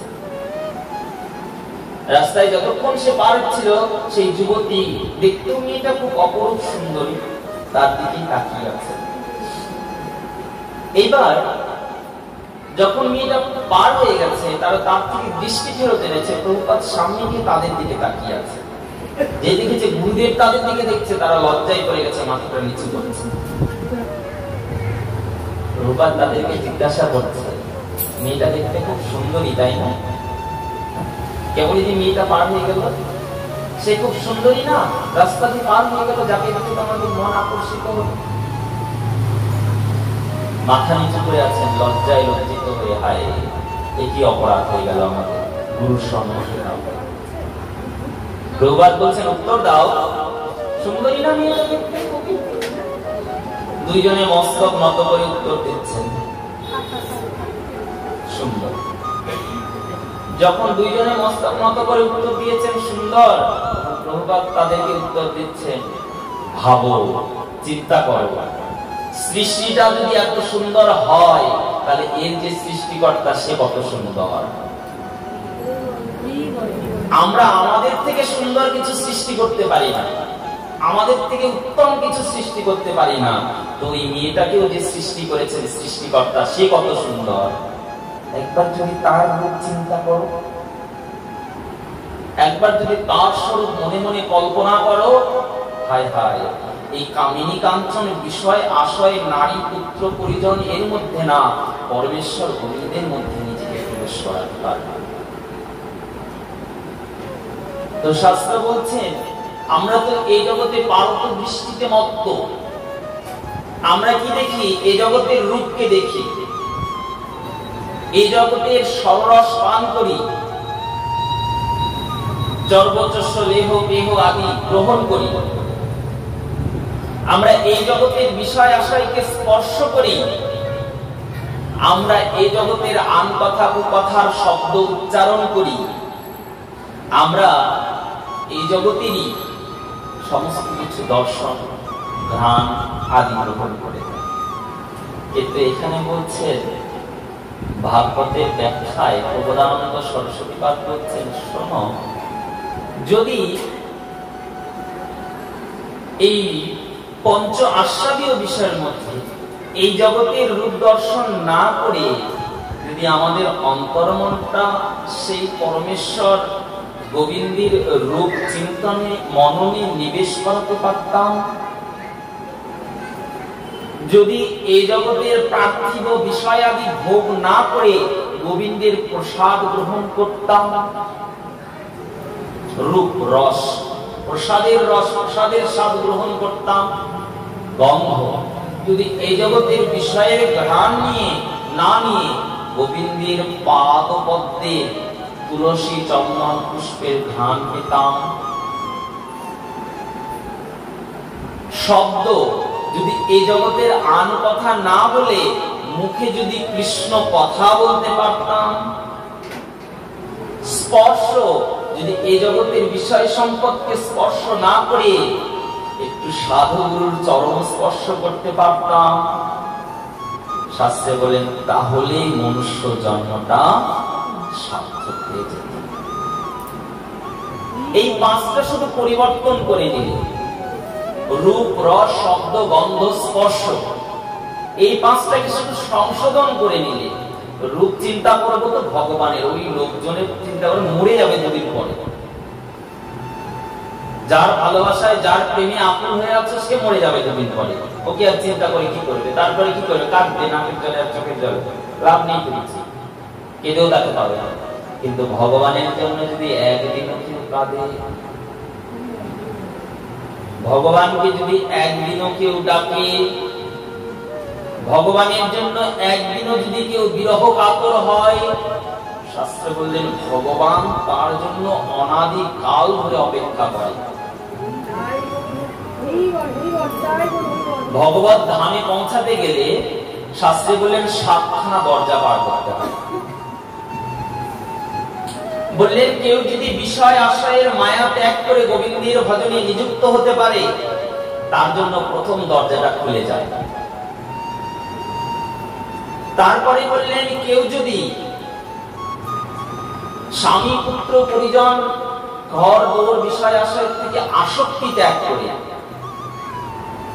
গোবিন্দের সঙ্গে গোবিন্দের সেবায় গোবিন্দের পূজায় নিজেকে নিযুক্ত করতে পারে, শাস্ত্রে বললেন তার জন্য দ্বিতীয় দরজা খুলে যায়।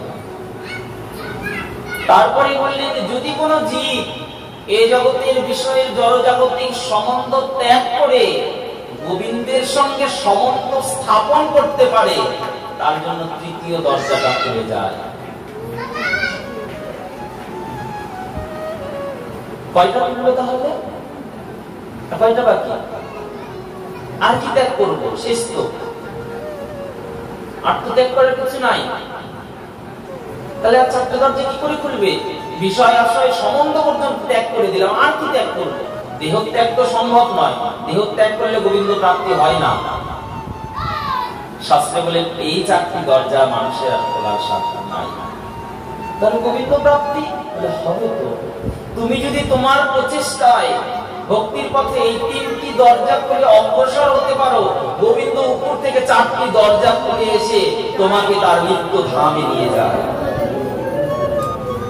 এই চারটে তোমাকে খুলতে হবে না, এই চারটে খুলে গোবিন্দ গোলক থেকে নেমে এসে জীবকে ধরে নিয়ে চলে যায়। বলেন যে তুমি নিজের চেষ্টায় 3টি দরজা খুলে যদি অগ্রসর হয়েছ, আমি কি তোমার জন্য 4টি দরজা খুলে নিচে নামতে পারি না? তুমি যদি তোমার সম্বন্ধ আশ্রয় বিষয় আশ্রয় ছেড়ে আমার পথে আমার দিকে অগ্রসর হয়েছ, আমি কি তোমার জন্য নিজের গোলকের সিংহাসন ত্যাগ করে নিচে আসবো না? ভক্তের প্রাণ কৃষ্ণ ভক্তের অধীন, ভক্তি ডোরে বাধা কৃষ্ণ রহে নিশিদিন। ভগবানকে অন্য কিছুতে বাধা যায় না, ভগবান অন্য কিছু এই জগতে চায় না। ভগবান শুধু প্রেম ভক্তি চায়, ভালোবাসা চায়। যার অন্তরে প্রেম রহে ভক্তি রহে, ভগবান অনাদিকাল তার কাছে আবদ্ধ থাকে, আর কিছু চায় না। ভগবান সব ছেড়ে ভগবান ছুটে আসেন সেখানে। তাই বললেন শুধু একটু আমাদের আস্বাদীয় বিষয়টাকে পরিবর্তন। এই জগতের রূপ রস গন্ধ শব্দ স্পর্শ যার মধ্যে আমরা নিযুক্ত হয়ে আছি, সেটা ছেড়ে যদি গোবিন্দের নাম, গোবিন্দের রূপ, গোবিন্দের কীর্তন, গোবিন্দের প্রসাদ, সাধুগুরুর চরণ, এটা যদি আমাদের জীবনের সঙ্গে যুক্ত করাতে পারি, শাস্ত্র বললেন তাহলে গোবিন্দ ভক্তি পৃথিবী সুন্দর। তাই আজকে শেষের সময় পিতামহ বিশ্বের অনুশোচনা, ভাই আমার জীবনটা তো বৃথা চলে গেল, হে মধুসূদন, কিন্তু শেষের দিন যেন আমি তোমাকে ছাড়া আর অন্য কিছু না দেখি। এতকাল তো তোমাকে বুঝিনি, চিনিনি, তাই জন্য বিষয় আশয় সয় সম্পদ আদির মধ্যে ছিলাম। কিন্তু প্রভু, আমার অন্তিম কালটা, অন্তিম সময়টা যেন তোমাকে দেখতে দেখতে, তোমার নাম বলতে বলতে, তোমার চরণ যুগলকে হৃদয়ে ধারণ করতে করতে আমি যেন তোমার নিত্য ধাম চলে যেতে পারি। আজকে তার জন্য ভগবান কৃষ্ণ আসছেন পঞ্চ পাণ্ডবদেরকে নিয়ে। যুধিষ্ঠিরের মনে সংশয়, সেই সংশয় দূর করতে হবে। সেই সংশয় দূর করার জন্য ভগবানও সঙ্গে এসেছেন। পঞ্চ পাণ্ডব আগে আগে আসছেন, পিছন পিছন আসছেন স্বয়ং ভগবান। সবাই এসে প্রণাম করলেন পিতামহ ভীষ্মের চরণে, ভগবানও প্রণাম করলেন পিতামহ ভীষ্মের চরণে। ভগবানের কেমন ভক্তি! আমরা ভাবি আমরা ভগবানের জন্য কাঁদি, কিন্তু আমরা জানি না ভগবান আমাদের জন্য অনাদিকাল ধরে কাঁদেন। আমরা তো পথভোলা সন্তান।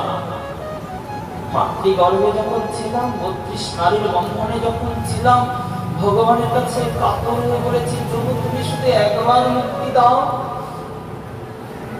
আমি প্রাণ ভরে তোমার মধুময় ভুবন মঙ্গল হরিনাম করে তোমার ধামে ফেরত যাব। তোমার নাম, তোমার গুণ, তোমার সেবা, তোমার পূজা করে আমি তোমার ধামে ফেরত যাব প্রভু। বলেছিলাম, কথা দিয়েছিলাম, কিন্তু কথাটা রাখলাম না। এর জন্য কি করছে? ভগবান বিরহ কাতর হয়ে আছে। সন্তান যদি পথ ভুল করে, সন্তানের তো কোনো চিন্তা থাকে না, কেন সে তো অজ্ঞ, অজ্ঞানী, জ্ঞানহীন। কিন্তু চিন্তা কার হয়? পিতার হয়। আমার সন্তান কষ্ট পাচ্ছে, আমার সন্তান পথ ভুল করেছে, ভুল পথে চলে গেছে। আমাদের চিন্তা আছে আমরা কৃষ্ণ ভজন করছি না যে, আমাদের চিন্তা আছে আমরা গোবিন্দের জন্য কাঁদছি না যে, আমাদের কোনো চিন্তা নেই, কেন আমরা অজ্ঞ। কিন্তু গোবিন্দ বিজ্ঞ।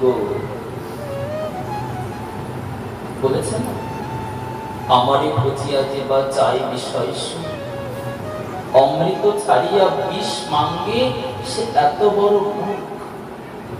কিন্তু আমি বিজ্ঞ সেই জীবে, বিষয় কেন দেব? সচরণামৃত দিয়া তারি বিষয় ভুলাই। কত করুণাময় ভগবান! তুমি যদিও ভুল করো, ভগবান বলেন আমি তো ভুল হতে দেব না। কলিযুগে ভগবান বলেছেন সকথামৃত দিয়ে, ভগবানের ভুবন মঙ্গল হরিনাম দিয়ে জীবের অন্তরের হৃদয়ের বিষয় আশয়ের চাওয়া পাওয়ার গ্রন্থিকে নাশ করে তাকে কৃষ্ণ ভক্তির প্রেমধন দান করেছে। অনাদিকালের সেই মহৎ প্রাপ্তি ভগবান দান করেছেন। আমরা তো ভুল চাই ভগবত সঙ্গে এসে হরিনামে এসে, কিন্তু ভগবান বলেন এই ভুলকে পর্যন্ত আমি সংশোধন করে দিতে পারি। কেন? আমি বিজ্ঞ, আমি পিতা, আমার কর্তব্য সন্তানের ভুলকে সংশোধন করা। আজকে এসেছেন ভগবান পিতামহ বিশ্বেশ্বর, বিশ্ব সরসজ্জায় শায়িত। দুঃখ কার? বিশ্বের না, দুঃখ তো আমাদের ভগবানের। তার ভক্ত সরসজ্জায় আছে, দুঃখিত মূর্ছিত হয়ে বসে রয়েছে। অগ্নির পঞ্চ পাণ্ডবদেরকে নিয়ে গেছেন। কৃষ্ণ বললেন, পিতামহ খুব কষ্ট হচ্ছে না? সরসজ্জার মধ্যে শায়িত হয়ে যাচ্ছে। পিতামহ মাথা নাড়ালেন, এটা কষ্ট, কষ্ট না। কায়িক কষ্ট আবার কি গো? এটা তো দেহের। কিন্তু একটা কষ্ট আছে আত্মার। কতদিন হলো যে ওই গোলক থেকে এই গোলকে নানা জনে ঘুরে বেড়াচ্ছি, আজ কত কাল চলে গেল, কবে যে সেই গোলকের ডাক আসবে আমাদের। ঘর ছাড়া আমরা অনাথ হয়ে পড়ে রয়েছি। পিতার আশ্রয় ত্যাগ করে, পিতার গৃহ ছেড়ে, নিজের অপরাধে, নিজের ভুলের জন্য আজকে মর্তলোকে ভ্রমণ করে বেড়াচ্ছি যত্রতত্র। কখনো মানুষ, কখনো কুকুর, কখনো ব্যাঘ্র সিংহ, কখনো সর্প, কখনো জলজ, কখনো বৃক্ষ, কখনো পক্ষীকুলে, কখন কত জন্মে কতবার পরিভ্রমণ করে বেড়াচ্ছি। কিসের জন্য? আমাদের ভুল কর্মের জন্য।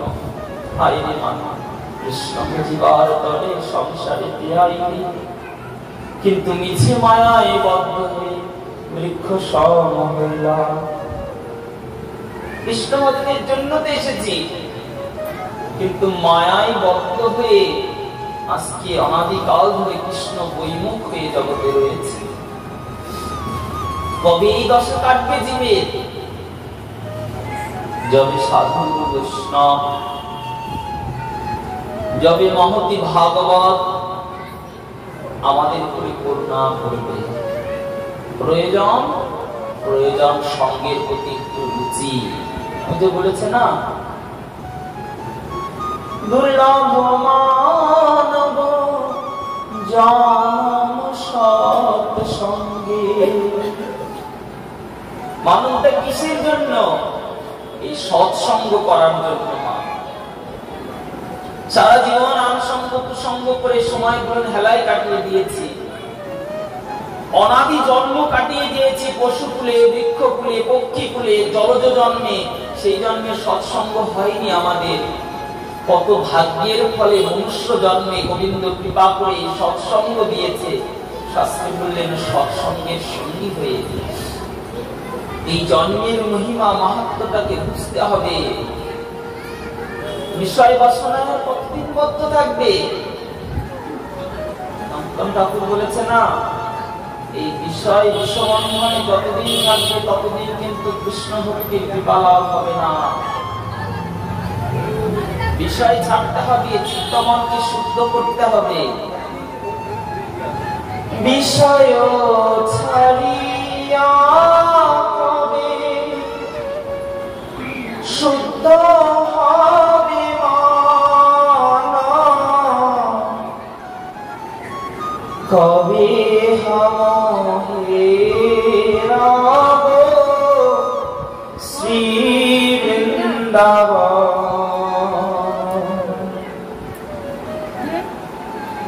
বিষয় ছেড়ে মনটা যে কতদিনে শুদ্ধ হবে, কতদিনে যে মনটা পবিত্র হবে, গোবিন্দ চরণে গোবিন্দ ভক্তিতে আসতে পারবে আমরা কেউ জানি না। কিন্তু বিষয়টা ছাড়বো কি করে? বিষয়টা আমাদেরকে ছাড়ে না। আমরা এমন বিষয় হয়েছি আমরা বিষয় ছাড়তে চাইলেও বিষয় আমাদেরকে ছাড়ে না। কি করে ছাড়বে জানো? উপায় তো আছে, মহাজন দিয়ে গেছে। আর কবিনী তাই চাঁদে করুণা হইবে, সংসার বা সোহনা মর কবে তুচ্ছ হবে। পরম দয়াল নিতাই চাঁদে, পরম দয়াল শ্রী গৌর সুন্দরের কৃপা প্রয়োজন। তুমি চাইলেও বিষয় ছাড়তে পারবে না, প্রার্থনা করতে হবে নিত্য নিত্য। ঠাকুরমশাই প্রার্থনা করে গেছেন না, গৌরাঙ্গ বলিতে হবে পুলক শরীর, হরি হরি বলিতে নমে পবে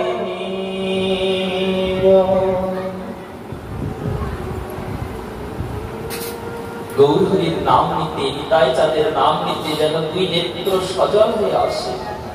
সেই গৌরাঙ্গ নিত্যানন্দ অবধূত চরণে প্রার্থনা রাখতে হবে, প্রভু আমি তো বিষয় ছাড়তে চাইলেও বিষয় আমাকে ছাড়ে না, তুমি কৃপা করে। ওই যে আর কবে নিতাই চাঁদের করুণা হইবে, কবে করুণা হবে? সংসার বাসনা মোর কবে তুচ্ছ হবে? হে নিতাই দয়াল, হে গৌর সুন্দর, কৃপা করো। তুমি যদি বিষয়ের বাসনা আমার হৃদয় থেকে ত্যাগ না করাও, অনন্ত কৃষ্ণ কথা আস্বাদন করলেও হৃদয়ে প্রেম ভক্তি হবে না, প্রেম আসবে না, আকুলতা আসবে না। কেন?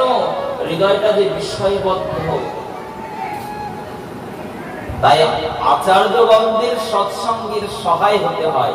বলেছেন রূপ রঘুনাথ পদে হইবে আকুতি, কবি হম বুঝাব যুগল প্রীতি।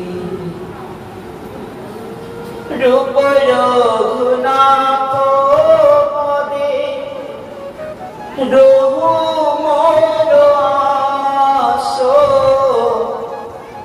প্রার্থনা করো সদা নরোত্তম দাস। রূপ রঘুনাথ সর্বস্বামীগণ, গৌরাঙ্গ নিত্যানন্দ অদ্বৈত গদাধর শ্রীবাসাদি পঞ্চতত্ত্বগণ, 64 মহন্তগণ, দ্বাদশ গোপাল, অষ্ট কবিরাজ, 6 চক্রবর্তী, অনন্ত গৌর অনুরাগী ভক্তবৃন্দদের যবে কৃপা হবে, তবে গিয়ে আমাদের হৃদয় থেকে বিষয়ের বাসনা ত্যাগ হয়ে তুচ্ছ হয়ে সেই কৃষ্ণ অনুরাগের প্রীতি লাভ করব। আজকে পিতামহ বিশ্ব সরসজ্জায় শায়িত হয়ে আছে, বলেন এই দুঃখ তো দুঃখ না, দুঃখ একটা পরম দুঃখ। কি? ওই যে গোলক থেকে খসে পড়েছে গোলকে। রঙের একটা মেলা লেগেছে জানো? তোমাদের মালদায় ভালো মেলা কোথায় লাগে? বড় মেলা কোথায় হয়? অন্য মেলা হয় না?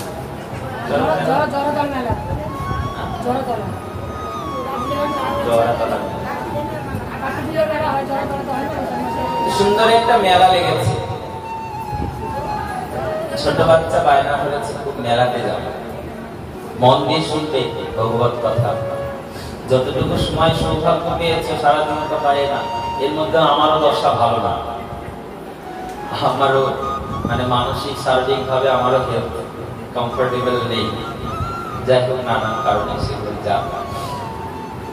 তো তার মধ্যেও যৎকিঞ্চিত বলছি একটু আস্বাদন করুন। এই তো সামান্য কয়েকটা সময়, হয়তো 2 ঘন্টা হচ্ছে, তার বেশি তো হচ্ছে না। 3 ঘন্টা যদি করি তো হয়ে গেছে, সবাই আগে পালাবা। মনে মনে গাল দিয়ে দিতে পারো, গাল না, বালুরঘাট থেকে আসলেন অতক্ষণ ধরে পাঠ করবে, আমাদের কোমর টমর লেগে যায় না? কিন্তু আপনাদের থেকে সারাদিন আমি বেশি বসে করি, আপনাদের থেকে সারাদিন আমি গলা পাই। সকালে ওখানে পারায়, এই যে আজকে আবার কীর্তন গাইতে হয়ে যাবে। তো যাই হোক, ভগবানের কথা বলতে কোনো কষ্ট না। শাস্ত্রে বললেন এই ভগবানের কথা যতটা জীব বলতে পারবে জানবে ততটাই সুখ, আর মুখ যতটা বন্ধ থাকবে শাস্ত্রে বলেন সেটাই কষ্ট জীবনে, সেটাই দুর্ভোগ আমাদের। তো মেলা লেগেছে, বাচ্চা বায়না হয়েছে বাবার কাছে, বাবা মেলায় যাবো। তা তোমার এক্সপো মেলায় যাবো, মেলা যাবো, বছরে একবার করে লাগে, যাবো একটু মেলায় ঘুরতে যাই। বাবা বলছে শোন, মেলায় তো অনেক ভিড়, এই মেলার মধ্যে গিয়ে যদি হারিয়ে যাস, যদি আমাকে আমি না পাস, আমার সঙ্গে যদি ছাড়াছাড়ি হয়ে যায় তখন কি হবে? সন্তান বলছে না না বাবা, আমি তোমাকে কখনো ছাড়বো না, আমি তোমার হাতটা ধরেই থাকবো। বলে ছাড়বি না? ওই যে মেলার মধ্যে কত রং বাহারি দোকান, ওগুলো দেখলে কি আর তখন থাকতে চাইবে? তখন ছুটে যাবে ওগুলো দিকে। কিন্তু সন্তান বাড়িতে বলছেন না বাবা, আমি তোমাকে ছেড়ে অন্য কোথাও যাবো না, কোনো কিছু যেহেতু বায়নাও করবো না। বাবা বলে বেশ, তাহলে কথা বল, আমার হাত ছাড়বি না, আমার সঙ্গ ছাড়বি না? সন্তান কথা বলে বেশ বাবা, আমি তোমার সঙ্গ ছাড়বো না। বাবা মেলায় নিয়ে গেছে, কিন্তু বাবা বউ মেলায় থাকা মাত্র ওই যে নাগরদোলা করছে, হাইরে তাতে আবার চিকমিকি চিকমিকি লাইট লাগানো। সন্তান বলছে বাবা ওটা চড়বো। বাবা বলছে না, ওটা চড়তে হবে না, খুব ভয়ঙ্কর জিনিস, ভয় পেয়ে যাবি, ওটা তো ওঠা হবে না। বেলুন দেখছে, বাবা বেলুন নেবো, বলে একটু করে ফেটে যাবে, নিয়ে কি লাভ, ক্ষণিকের করে দেবো। ওই পুতুলটা নেবো, বলে ওটাও তো ক্ষণিকের, ওগুলো নিয়ে কি লাভ। বাবাকে একবার এইদিকে টানে ওইদিকে টানে মেলার ভিড়ের মধ্যে। সন্ধ্যার সময় বেশ মেলাটা ভিড় হয়েছে, টানাটানি করতে করতে বাবার হাত থেকে হাতটা ছড়ে গেছে। এইবার সন্তানের তো মনের ইচ্ছা ছিল দোকানগুলোতে ওইসব রং বাহারি জিনিস দেখায়, সেগুলো নেওয়ার, দোকানের দিকে ছুটে চলে গেছে, পিছনে আর তাকালো না বাবাকে। হাত ফাঁকা পেয়েছে, ভাবছে বাবা মায়ের পিছনে আসছে, ছেড়ে দিয়েছে, আমি যাই। গেছে, গিয়ে দোকান পেজ দেখছে, কিন্তু দেখে লাভ আছে কি? সন্তানের কাছে কি অর্থ আছে, পয়সা আছে? তা তো নেই। নিতে পারবে কি করে যদি বাবা থাকে? বাচ্চাগুলো এত চিৎকার করছে।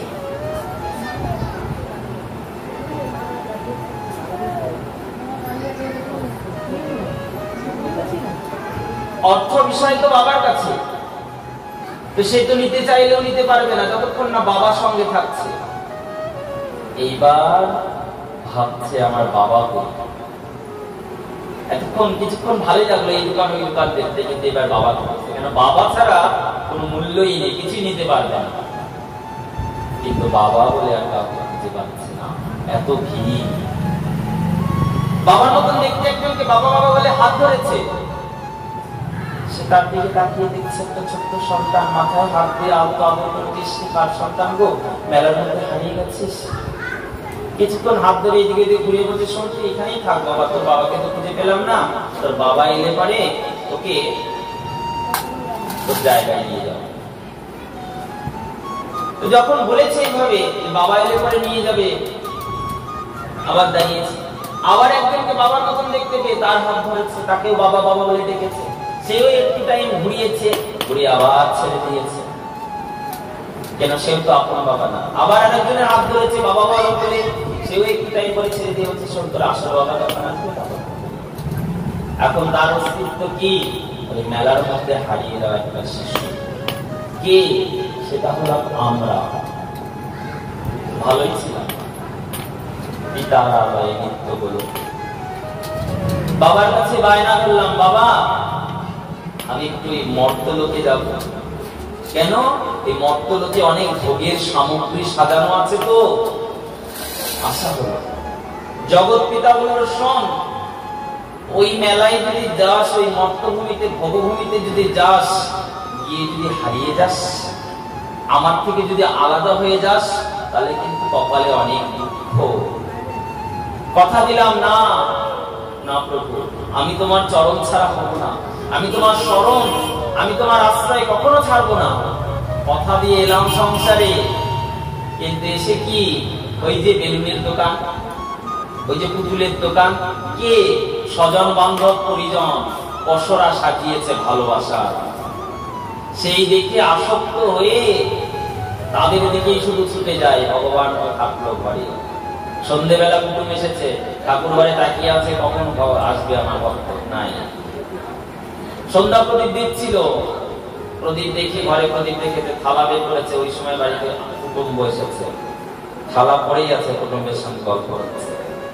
ভগবান হচ্ছে থালাটা দিয়ে গেলে খেতে দিয়ে গেলে তো খাই, থালাটা পড়ে আছে। স্বজন বান্ধব পরিজন, পিতা পুত্র, মা বাবা, মামা কাকা জ্যাঠা, এরা কি? এরা একটা করে করে দোকান ভালোবাসা। এদের প্রতি যখন আমরা ধাবিত হই ভালোবাসার দিকে, তখনই ওই দিক থেকে টান পড়ে।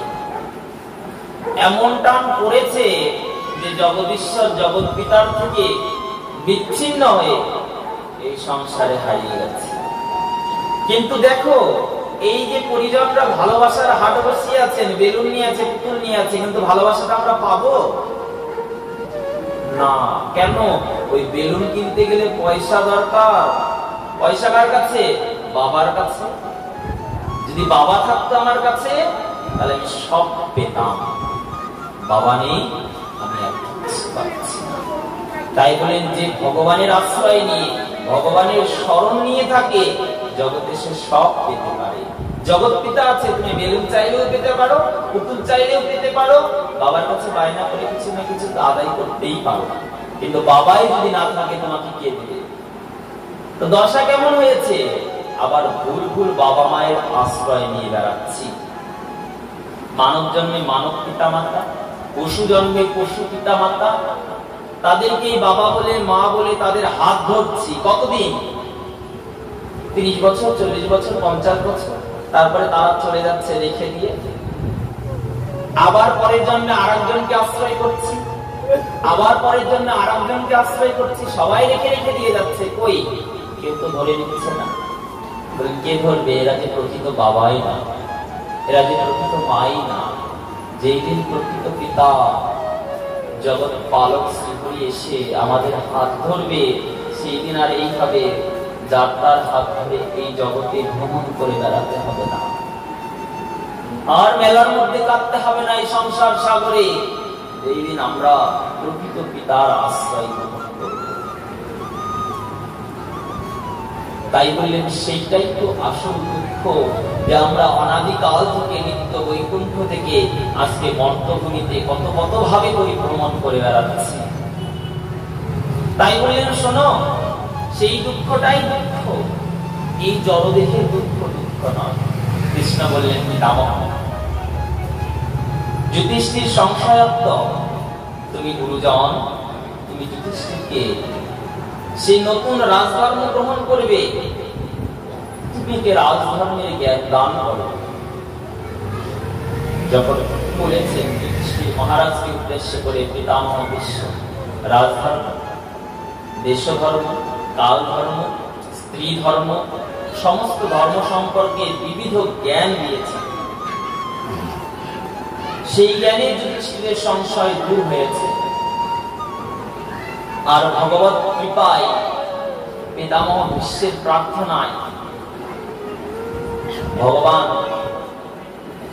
কৃষ্ণচন্দ্র তার অতি উত্তম অন্যতম মদন মোহন রূপে যখন তার সামনে দাঁড়িয়েছে, তাকে দর্শন করতে করতে পিতামহ বিশ্বেরও মহাপ্রস্থান হয়ে গেছে। এইবার যুধিষ্ঠির রাজ্যে এসেছে, তার চিত্তের সংশয় দূর হয়েছে। কৃষ্ণ চলে গেলেন অনুমতি নিয়ে, বলেন এইবার তার চিন্তা নেই, এইবার রাজদরবার সামলানো হবে, এবার আমি যাই। তিনি চলে গেলেন দ্বারকায়। পিতামহ বিশ্ব তার উপস্থান হয়ে গেছে।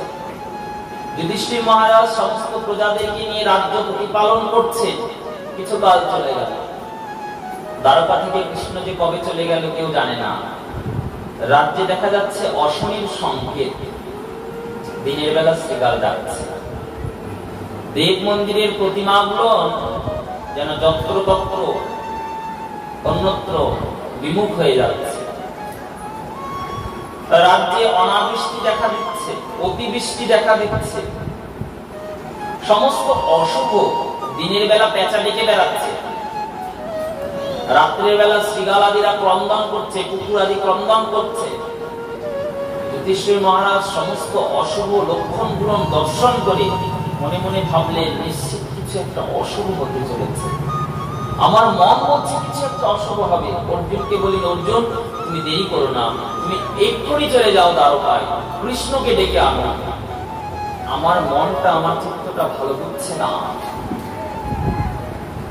অর্জুন চলে গেলেন কৃষ্ণকে ডাকার জন্য, কিন্তু গিয়ে দেখছেন না আছে কৃষ্ণ, না আছে দ্বারকা নগরী, সব জলে সমাহিত হয়েছে। হায় হায়, কাঁদতে কাঁদতে অর্জুন ফেরত এসেছেন, দাদা কৃষ্ণ আর নেই, তার যদুবংশের আর কেউ নেই, তার রাজপ্রাসাদ স্বর্ণের দ্বারকা নগরী সেইটাও নেই, সমুদ্রের মধ্যে সমাহিত হয়ে গেছে।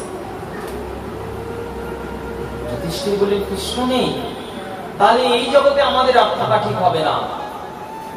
তড়িঘড়ি করে ওই উত্তরার গর্ভের সন্তান যে জন্মগ্রহণ করেছে, নাম হয়েছে পরীক্ষিত, তাকে রাজ্য দায়ভার সমস্ত সমর্পণ করে দিয়ে পঞ্চপাণ্ডব মিলে মহাপ্রস্থানের পথে চলে গেলেন। অশুভ সংকেত দেখে, অশুভ লক্ষণ দেখে, সবকিছু দেখে চিন্তাগ্রস্ত, ব্যতিগ্রস্ত হয়ে যুধিষ্ঠির মহারাজ এই সিদ্ধান্ত নিয়েছেন। পরীক্ষিত মহারাজ এবার রাজ্য সামলাচ্ছেন, কিন্তু নতুন তো অত কিছু তো জানে না, রাজ্য আদি সবকিছু সামলাতে সেও ব্যর্থ। একদিন মৃগয়া করতে করতে বনের মধ্যে গমন করে দেখছে একটি গাভী আর একটি বৃষ, তারা একে অপরের সঙ্গে কথোপকথন করছে।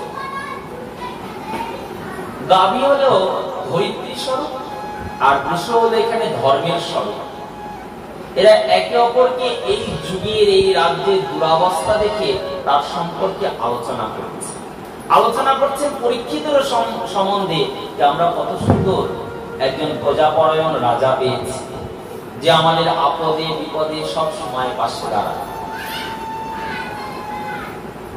ভ্রমণ করতে করতে কিছুদিন গিয়ে এক জায়গায় একটা আশ্চর্য দৃশ্য দেখলে, একটা গাভী দাঁড়িয়ে আছে এক পদে, একটা বৃষ দাঁড়িয়ে আছে এক পদে দ্বারা, আর একটা কুৎসিত বর্ণের লোক, কুকরানো কুকরানো চুল, কালো কুৎসিত বর্ণ,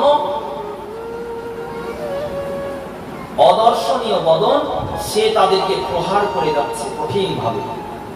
আর সেই প্রহারে সেই গাভীর চোখ দিয়ে ঝরঝর ঝরঝর করে জল পড়ছে, সঙ্গে সঙ্গে ক্ষিপ্ত হয়ে গেলেন। পরীক্ষিত মহারাজ ছুটে গিয়ে বললেন, হে দুষ্ট, তুই আমার রাজ্যে এই ধর্মের স্বরূপ বৃষকে, ধরিত্রী স্বরূপ গাভী মাতাকে তুই প্রহার করছিস, তোরা নিস্তার বল, তোকে আমি সংহার করব। ছল কপটী সেই ব্যক্তি সঙ্গে সঙ্গে তার চরণে পড়ে প্রার্থনা করতে শুরু করে দিয়েছে। অস্ত্র তুলেছেন তাকে মারার জন্য, সঙ্গে সঙ্গে চরণে শরণাগত হয়ে গেছে। ক্ষত্রিয়দের ধর্ম শরণাগতকে কখনো বধ করে না। চালা পরীক্ষিত জিজ্ঞাসা করলেন, কে তুমি? সে দিলেন, আমার নাম বলিরাজ। তুমি এখানে কেন এসেছো? বলেন, তারপরের পরে আমারই রাজত্ব। পরীক্ষিত বলেন, কিন্তু এটা তো আমার রাজ্য, আমার রাজ্যে তোমার থাকা হবে না, তোমার তো সময় দেরি আছে। বলে, না দেরি নেই, যেই দিন ভগবান কৃষ্ণ চলে গেছে সেই দিন থেকেই কলিযুগ শুরু হয়ে গেছে। কিন্তু পরীক্ষিত বললেন, শোনো, আমার রাজ্যে, আমার রাজদরবারে আমি যতদিন আছি তোমার কলির কোনো স্থান নেই। কলি মহারাজ বলছেন, কিন্তু পরীক্ষিত, আমিও যে এই যুগের রাজা, আমাকে তো স্থান দিতে হবে, আমি কোথায় যাব? আমার তো স্থানের প্রয়োজন আছে। পরীক্ষিত বলছেন, তোমাকে যদি স্থান নিতে হয়, আমার রাজ্যে এভাবে যত্রতত্র তুমি যার তার উপরে অত্যাচার করবে, এটা আমি মেনে নিতে পারবো না। তখন নির্দিষ্ট করে একটা স্থান দিল। কোথায়? বললেন, তুমি 4টি স্থানে থাকবে। সবার আগে মদ্যপান, মদ্যালয়, এখানে মদ্যপান আদি হয়, সুরাপান আদি হয়। তারপরে তাস পাশা জুয়া আদি যেখানে খেলা হয়। তৃতীয়ত যেখানে পতিতালয়, অসৎ অবৈধ স্ত্রী সঙ্গ আদি হয়। চতুর্থত যেখানে হলো হিংসা হয়, প্রাণী হিংসা আদি করা হয়, তুমি এখানে থাকবে। পরীক্ষিত মহারাজের মুখে 4টি স্থান পেয়ে কলি সন্তুষ্ট হলেন না, প্রার্থনা করলেন আর একটি স্থান যদি দেন, আর একটি স্থান আমাকে থাকার জন্য দিলে আমি খুব কৃতার্থ হব। কোথায় দিলেন স্থান? দ্বিতীয়তে স্থান দিলেন সুবর্ণের মধ্যে। সুবর্ণ মানে স্বর্ণ, সোনা। কিন্তু তাই বলে কি সব সোনার মধ্যে কলির বাস? না, অসৎ পথে অন্যায় ভাবে শুধু সোনা না, যে কোনো ধন বা সম্পদ যদি কেউ গ্রহণ করে, অধিগ্রহণ করে, তার মধ্যে কলির বাস হয়। সৎ পথ ব্যতীত অসৎ পথে যা কিছু আসবে, ধন সম্পদ, টাকা পয়সা, সোনা দানা, শাস্ত্রে বলেন তার মধ্যে কলির বাস হবে। তাই সেখানে স্থান দিয়ে দিলেন, তুমি এর মধ্যে বাস করবে।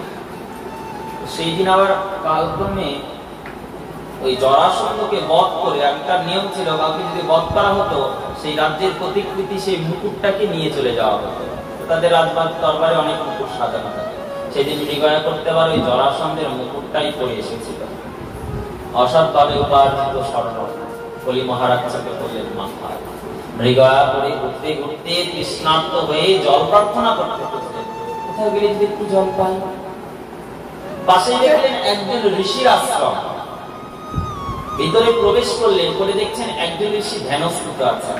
তার কাছে জল প্রার্থনা করলেন, হে ঋষি বর, আপনি আমাকে জল দিন, আমি খুব তৃষ্ণার্ত।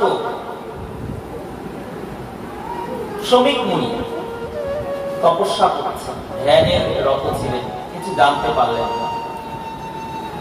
কিন্তু যখন কথার বাক্যের উত্তর দিলেন না, এতে পরীক্ষিত মহারাজ ক্ষিপ্ত হলেন।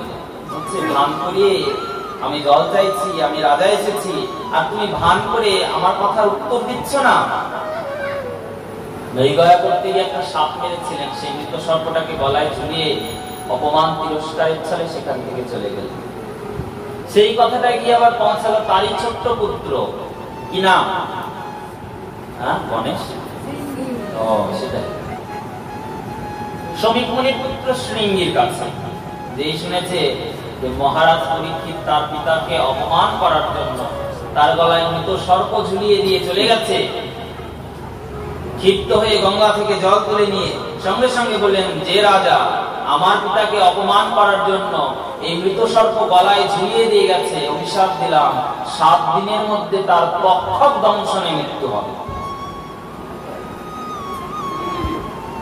ব্রাহ্মণ পুত্র, শিশু বালক ব্রহ্ম গায়ত্রী নিত্য জপ করে, এর বাক্য তো ব্রহ্ম বাক্য, এই বাক্য তো মিথ্যা হতে পারে না।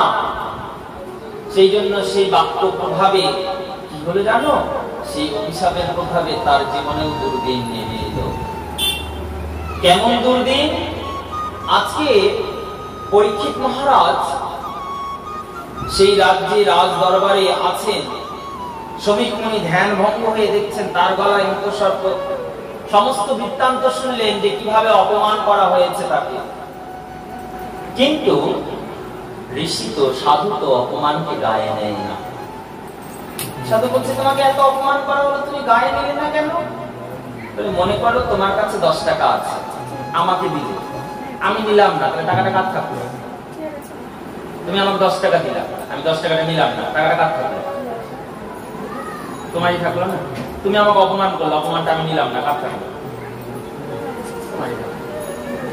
তো সাধু ঋষিরাও এরকম অপমান দর্শন করে না, অদর্শদর্শী, দোষ দর্শন করেন না তারা।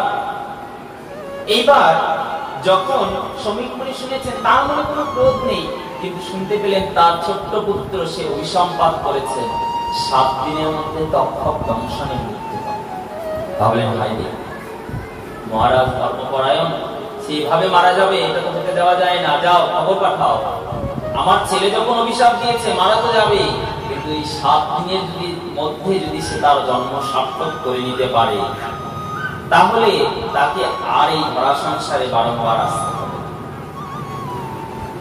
এইবার 7 দিনের মধ্যে খবর চলে গেল, কিন্তু পরীক্ষিতের দুর্ভাগ্য, পরীক্ষিত জীবনে মৃত্যুটা দেখতে পায়নি। তার ঠাকুর দাদারা চলে গেলেন মহাপ্রস্থানে, আর পিতা তো মাতৃগর্ভে থাকতেই সে মারা গেছে চক্রব্যূহের মধ্যে। তার ভ্রাতারা পঞ্চপাণ্ডবের পুত্ররা তারাও তার আসার আগে মারা গেছে। মৃত্যু কি জিনিস? মৃত্যু হলো এই জগৎ থেকে এই দেহটাকে ত্যাগ করে প্রস্থান। কেন এত কষ্ট করে রাজ দরবার আদি করে কেন চলে যাব? আমার ঠাকুরদারা নামে পঞ্চপাণ্ডব ব্রাহ্মণে গেছে ওদের ভক্তি প্রীতির জন্য, কিন্তু আমি যদি না যেতে চাই আমি তো যাবো না, আমার আরো ইচ্ছা রাজ্য করতে। বলে না, আপনার সময় হয়ে গেছে, ব্রহ্ম অভিশাপে আপনি 7 দিনের মধ্যে মৃত্যুবরণ করবেন। তাহলে এই বিষয় আসলে ঘর সম্পদ আদি এগুলো সবাই বলেন মহারাজ এগুলো ক্ষণিকের জন্য আপনার সঙ্গে, যতদিন আপনার ততদিন আপনি রক্ষা করেছেন, এরপরে আপনাকে সব রেখে চলে যেতে হবে। যা আছে ধন সম্পদ অর্থ রত্ন সব রেখে যেতে হবে। এটাই জগতের, এটাই প্রকৃতির নিয়ম। কোনো কিছু আমাদের সঙ্গেও যাবে না, কোনো কিছু আমরা নিয়ে যেতেও পারবো না, কিন্তু হ্যাঁ পারো। আচ্ছা বলো তো, এই জগতে যা আছে এগুলো আমরা নিয়ে যেতে পারবো? পরজগতে কিছু উপায় বলো যেটা থেকে নিয়ে যাওয়া যাবে।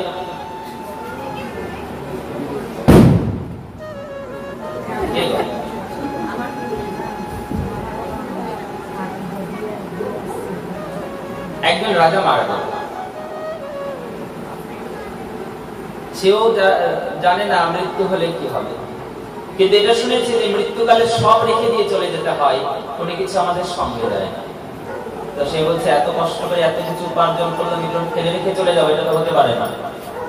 উপায় বলো, বিজ্ঞরা পণ্ডিতরা কিছু পথ বলো যার দ্বারা আমি এই জগতের সমস্ত কিছু নিয়ে যেতে পারবো। কিছু তো পথ থাকবে। সবাই বলেন কোনো পথ নেই, এই জগতের যেটা এই জগতেই থাকবে, পরজগতে নিয়ে যাওয়া সম্ভব না। বলে ওইভাবে শুনবো না। ঢোল পিটিয়ে দিলেন, সমস্ত রাজ্যে যাও। কেউ যদি এই প্রশ্নের উত্তর দিতে পারে যে এমন কি কার্য আছে যার দ্বারা আমি এই জগতের সবকিছু নিয়ে পরজগতে চলে যেতে পারবো, এত কষ্ট করে যা করেছে সেগুলো ফেলে রেখে যাবো, এটা হতে দেবো না। সবার একই কথা, মহারাজ এটা কখনো হয় না, এই জগতে কিচ্ছু নিয়ে যেতে পারবে না, একটা সুতো পর্যন্ত নিয়ে যেতে পারবে না, সব রেখে যেতে হবে। কিন্তু সে বললেন আমি উপায় চাই, যে উপায় দেবা তাকে আমি অনেক পুরস্কৃত করব। একজন বিচক্ষণ ব্যক্তি এসেছেন, বলেন আমি উপায় জানি। তো সবাই বলছে নিশ্চিত ঠকবাজ হবে কিছু, বলে আমাকে সব দিন আমি নিয়ে যাই, আপনাকে পরের জন্মে দিয়ে দেবো। এরকম ঠকানোর লোক তো অনেক থাকে, তাই না? এখন আবার অনেক বাবাজি সাধুরা এরকম বেরোয়, দিন আমি আপনাকে পরের জন্মে দিয়ে দেবো বলে ঠকায়, সব নিয়ে দিয়ে চলে যাবে। তখন বলুন কি উপায় আমি শুনি। সেটা যদি হৃদয় গ্রাহ্য হয় তবে সেটা গ্রহণ করা যাবে, অন্যথায় তো করা যাবে না। একটা প্রশ্ন, আচ্ছা বলেন তো, ভারতের টাকা আমেরিকাতে চলে? আমেরিকাতে কি চলে? ডলার। ভারতের টাকা বাংলাদেশে চলে? বাংলাদেশের আলাদা টাকা আছে, তাই না? আমাদের যেমন রুপি, ওদের টাকা আলাদা। তো বলছে তো এই জগতের টাকা যেমন, এই ভারতের টাকা যেমন আমেরিকাতে চলে না মহারাজ, তেমনি এই জগতের ধন সম্পদ ঐশ্বর্য যা আছে এটা পরজগতে চলে না। বললেন আপনি যে নিয়ে যাওয়া যাবে বললেন, হ্যাঁ নিয়ে যাওয়া যাবে, ট্রান্সফার করতে হবে। ওই যে কারেন্সি অফিসগুলো আছে না, মানি কারেন্সি যে অফিসগুলো ট্রান্সফার করে দেয়, ইন্ডিয়ার টাকা দিলে আমেরিকার টাকা দিয়ে দিবে, আমেরিকার টাকা দিলে ইন্ডিয়ার টাকা দিয়ে দিবে। আমেরিকায় গিয়ে যদি ভারতের টাকা দাও হিসাব করে ওখানকার টাকা দিয়ে দিবে। আবার ভারতে এসে যদি আমেরিকার ডলার দাও তো ভারতের যতটা রুপি হবে সেই রুপি তোমাকে দিয়ে দিবে। ট্রান্সফার করা যেতে পারে। কিভাবে? বলে এই জগতে যা কিছু পেয়েছো ভগবত কৃপায়, সেটাকে যদি সৎ কাজে লাগানো যায়, ভগবত সেবায়, দীন দরিদ্র দুঃখীদের সেবায়, ভগবানের সেবায় আদিতে যদি নিযুক্ত করা যায়, তাহলে কি হবে? ট্রান্সফর্ম হবে। বাকি যেগুলো লকারে তালা মেরে দিয়ে যাবো সেগুলো তো গেল, ওই বউ বর সবাই কেটে কুটে, ছেলে মেয়ে সব কেটে কুটে সব বের করে নেবে। স্টেট ব্যাংক, ব্যাংক আদিতে যত রাখবো ডেথ সার্টিফিকেট দিয়ে সেগুলোও বের করে নেবে, সেগুলো নোটগুলো সবাই নিয়ে নেবে। কিন্তু শাস্ত্রে বললেন যতটা যা কিছু আমরা পরমার্থিক কাজে, ভগবত সেবায়, সাধু সেবায়, ভগবানের সেবায়, দান আদি কর্মের দ্বারা যতটা করতে পারবো, শাস্ত্রে বলেন সেটা আমাদের সঞ্চয় হয়ে যাবে। অর্থাৎ সেটা আমরা পরজন্মে গিয়ে ফেরত পাবো। যে তুমি সৎসঙ্গে, ভাগবত সঙ্গে যেটা দান করেছিলে, সেটা তোমার পরম ধন হতে থাকবে। তুমি ভগবত সঙ্গে, তুমি ভগবত স্থানে, তুমি সাধুগুরু বৈষ্ণব স্থানে যেটা দিয়েছে, সেটা তোমার থেকে।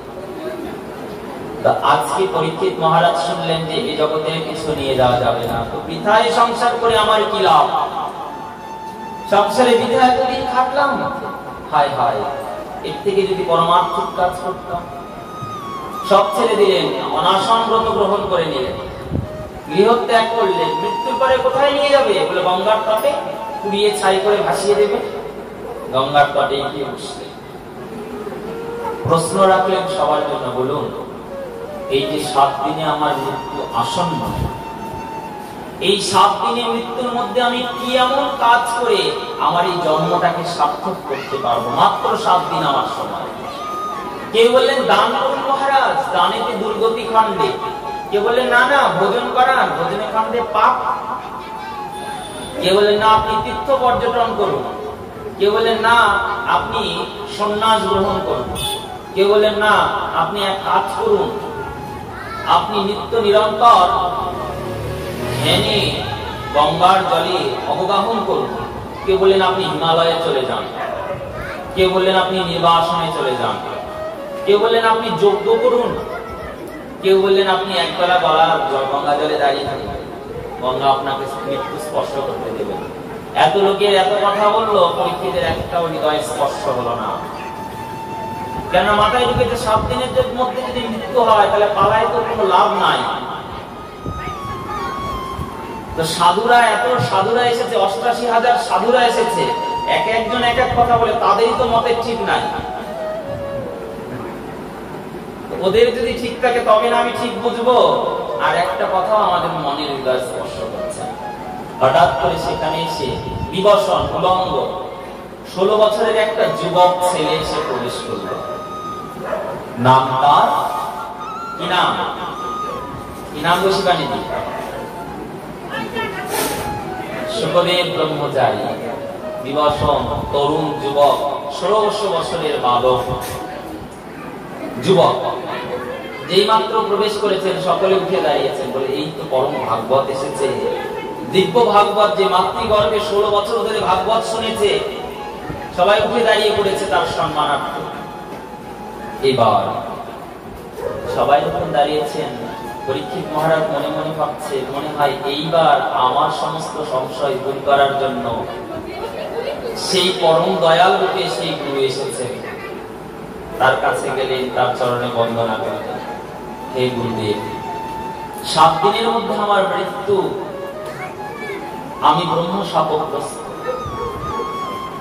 অর্থাৎ আমার 7 দিনের মৃত্যু হবে।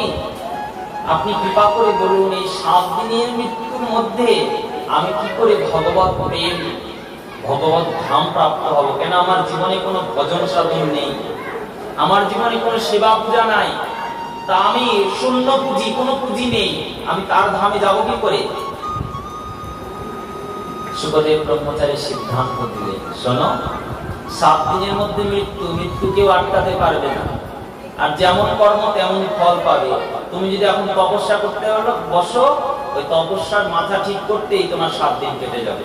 পূজা করতে বসলে ওই বাজারের পূজার আয়োজন করতেই তোমার দিন শেষ। যজ্ঞ করতে বসলে যজ্ঞের ফর্দি লিখতে লিখতে 7 দিন শেষ। তাহলে কত কি বাদ পড়ে যাবে। তীর্থ পর্যটন করতে রাস্তায় যেতে যেতেই তোমার মৃত্যু হয়ে যাবে, আর হিমালয় পৌঁছানো হবে না। কি করে আমি ভগবত প্রাপ্তি হব? নিরন্তর স্মরণ শ্রী ভগবত লীলায়, নিরন্তর স্মরণ করো ভগবত লীলা। গীতার মধ্যে ভগবান বলে আছেন, তুমি শোনোনি, তোমারই তো ঠাকুরদা হবে অর্জুন, তাকে উদ্দেশ্য করে ভগবান বলে গেছেন, মৃত্যুকালে যে যা যা স্মরণ করিবে তাহাই প্রাপ্ত হবে। তোমার মৃত্যু আসছে, তুমি এই কালে যদি ভগবত লীলা ভগবত কথা স্মরণ করতে পারো, তাহলে তোমার মৃত্যু হলে ভগবত লীলার মধ্যে প্রবেশ হবে। মনে করো কোন জীব স্মরণ করছে ভগবানের অষ্ট লীলা, ভগবান শ্রীদাম সুদাম দাম্ব সুদাম সখাদেরকে নিয়ে শ্যামলী ধবলী গাভীগুলোকে গোষ্ঠে চারণ করছে, ভগবান মধুর মুরলী ধ্বনি করছে, গাভীগণ একটু করে তৃণ ছিটছে, আবার কৃষ্ণের মুখের দিকে চেয়ে চেয়ে চর্বণ করছে, সকারা চতুর্দিকে খুলছে আর কৃষ্ণের বদন পানে চেয়ে আছে। এই স্মরণ করতে করতে কারো যদি মৃত্যু হয়, ওই গোষ্ঠ বিহারে ভগবানের নিত্য পার্শ্বদ সখার তার জন্ম। কৃপা মনে করো স্মরণ করছো সকালে মা নন্দরানী দধি দুগ্ধ মন্থনের জন্য দধির ভাণ্ড নিয়ে দণ্ড নিয়ে মন্থন করছেন, গোপাল সেখানে এসে দুষ্টুমি করছে, মাতাকে তাড়া করছে, দৌড়াচ্ছে, সমস্ত প্রজাঙ্গনারা তাকিয়ে তাকিয়ে দেখছে মা আর গোপালের খেলা। এইটা দেখতে দেখতে যদি তোমার মৃত্যু হয়, তাহলে এই ব্রজের ব্রজাঙ্গনা হয়ে তোমার জন্ম। রাজবিহার তো আরো উত্তম, তো আসেই না আমাদের মনে। বাড়ির চিন্তা করতেই দিন শেষ, রান্নাবাড়ির চিন্তা করতেই দিন শেষ। আজকে যাবার কখন পাঠ বিশ্রাম হবে, বাড়ি থেকে রান্না করা আছে, কালকে দিল্লিতে 11টার সময় লুচি করেছি। তো তদরূপ শাস্ত্র বললেন আমাদের তো মন চঞ্চল, চিত্ত যত্র তত্র পরিভ্রমণ করে বেড়ায়, ভগবত লীলা স্মরণে তো মন বসে না, ভগবত কথায় ভগবত প্রীতিতে। তাই জন্য সুখদেব ব্রহ্মচারী বললেন, শুনুন মহারাজ, আপনি ভগবানের অবতার কথা আস্বাদন করুন, ভগবানের লীলা কথা শুনুন, যাতে আপনার নিরন্তর যে দুঃখ সেটা দূরীভূত হবে। এই যে আপনি নিরন্তর দুঃখে পতিত, এই দুঃখ তো হয়েছিল উদ্ধবেরও। উদ্ধব দুঃখে মূর্ছিত হয়ে ছুটছেন, কোথায় গিয়ে শান্তি পাবো? পথে দেখা হলো আবার বিদুরের সঙ্গে। দুইজনেই কৃষ্ণ ভক্তের পিপাসু। এখন দেখো, একজন বিষয়ের সঙ্গে বিষয়ে দেখা হলে বিষয়ের গল্প হয়, শিক্ষকের সঙ্গে শিক্ষকের দেখা হলে পরে শিক্ষা জগতের কথা হয়, ডাক্তারের সঙ্গে ডাক্তারের দেখা হলে পরে ডাক্তারি নিয়েই কথা হয়। কিন্তু শাস্ত্রে বলেন কোন ভক্তের সঙ্গে যদি ভক্তের দেখা হয়, কি কথা হয়? তাদের আর কথা হয় না, ভগবানের কৃষ্ণ কথা হয়। তারা কৃষ্ণ কথা আলাপন করছেন। বিদুর যাচ্ছিলেন কৃষ্ণের সঙ্গে দেখা করতে, উদ্ধব বললেন কৃষ্ণ আর নেই, কৃষ্ণ ধরাভূমি ত্যাগ করেছেন। অনন্ত দুঃখে পতিত হলেন উদ্ধব, সঙ্গে বিদুর। তাহলে আমি কোথায় যাব? কোথায় গিয়ে স্থান গ্রহণ করব? উদ্ধব বললেন, আমাকে তো কৃষ্ণ স্থান করে দিয়েছে বদ্রিকাশ্রমে যাওয়ার জন্য, তুমি সেখানে যাও, বেদব্যাসের আশ্রম, ওখানে গিয়ে ভাগবত আস্বাদন করো, তোমাকে শরীর প্রভাব পড়বে। বিদুর বললেন, আমি কোথায় যাব? বয়স্ক মানুষ, বুড়ো মানুষ, ওই পাহাড়ে ওঠা আমার সাধ্য নয়। তখন বললেন, কৃষ্ণ কোথায়? কৃষ্ণ কথায়, কৃষ্ণ কথার মধ্যে কৃষ্ণ আছে। তা বললেন, কৃষ্ণ নেই তো কি হয়েছে, কৃষ্ণ কথা শোনো। কোথায় শুনবে? বললেন, পাশেই মৈত্র ঋষির আশ্রম আছে, তিনি পরম ভাগবত বিদ্বান, কৃষ্ণ কথার রসতত্ত্ব জানে, তার কাছে যাও, তার কাছে গিয়ে তুমি কৃষ্ণ কথা আস্বাদন করো। উদ্ধব চলে গেলেন বদ্রিকাশ্রমে, আর বিদুর চলে গেল মৈত্র ঋষির আশ্রমে।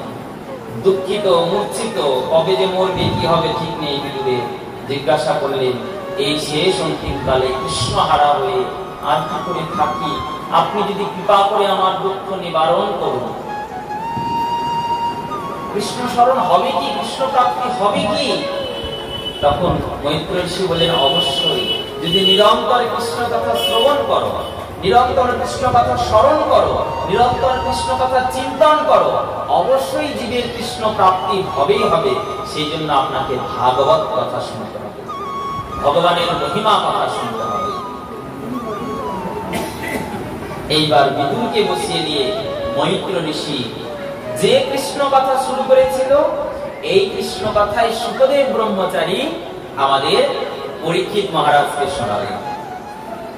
সেখানে শুনলেন উগ্রশ্রবা, উগ্রশ্রবা সেই কথা এনে 60,000 ঋষি মুনিদেরকে নৈমিষ অরণ্যে শোনালেন, সেই কথাকে আশ্রয় করে আমরা আবার এখানে পাই।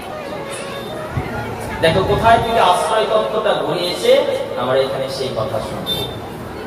তো সেই মৈত্র ঋষির মুখে কৃষ্ণ কথার দিব্য কথা আমরা সেখানে আস্বাদনের সৌভাগ্য লাভ করেছি। সেখানে মৈত্র ঋষি শুরু করেছেন ভগবানের বিরাট রূপের বর্ণনা, সৃষ্টি তত্ত্ব, অবতার তত্ত্ব কথন, সবকিছু এক এক এক এক করে সেখানে প্রকাশ করতে শুরু করলেন। সেই প্রকাশে গিয়ে বিদুরের সংশয় দূরীভূততা। সেখান থেকে আমাদের ভাগবতের মূল সার তত্ত্ব শুরু।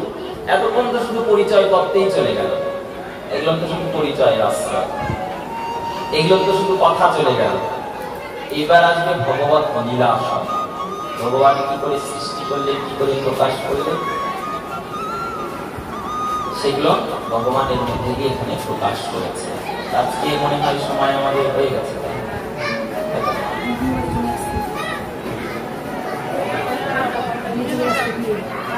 আমরা আজকে ভগবানের কথা এখানে বিশ্রাম রাখছি।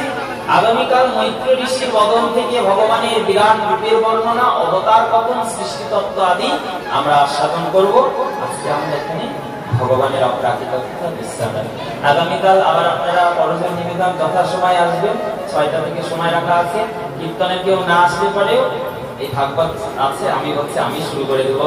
আজকে একটু লেট হয়ে গেছে, মানে একটু কিছু কাটনের জন্য একটু সেবা পর্যন্ত একটু দেরি হয়েছে, তার জন্য আজকে একটু লেট হয়েছে। কিন্তু কালকে থেকে আমরা চেষ্টা করবো যথার সময় শুরু করার।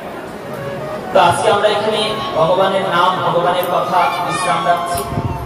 জয় জয় শ্রী গুরু নিতাই গৌর সীতারাম প্রেমানন্দে দ্বার।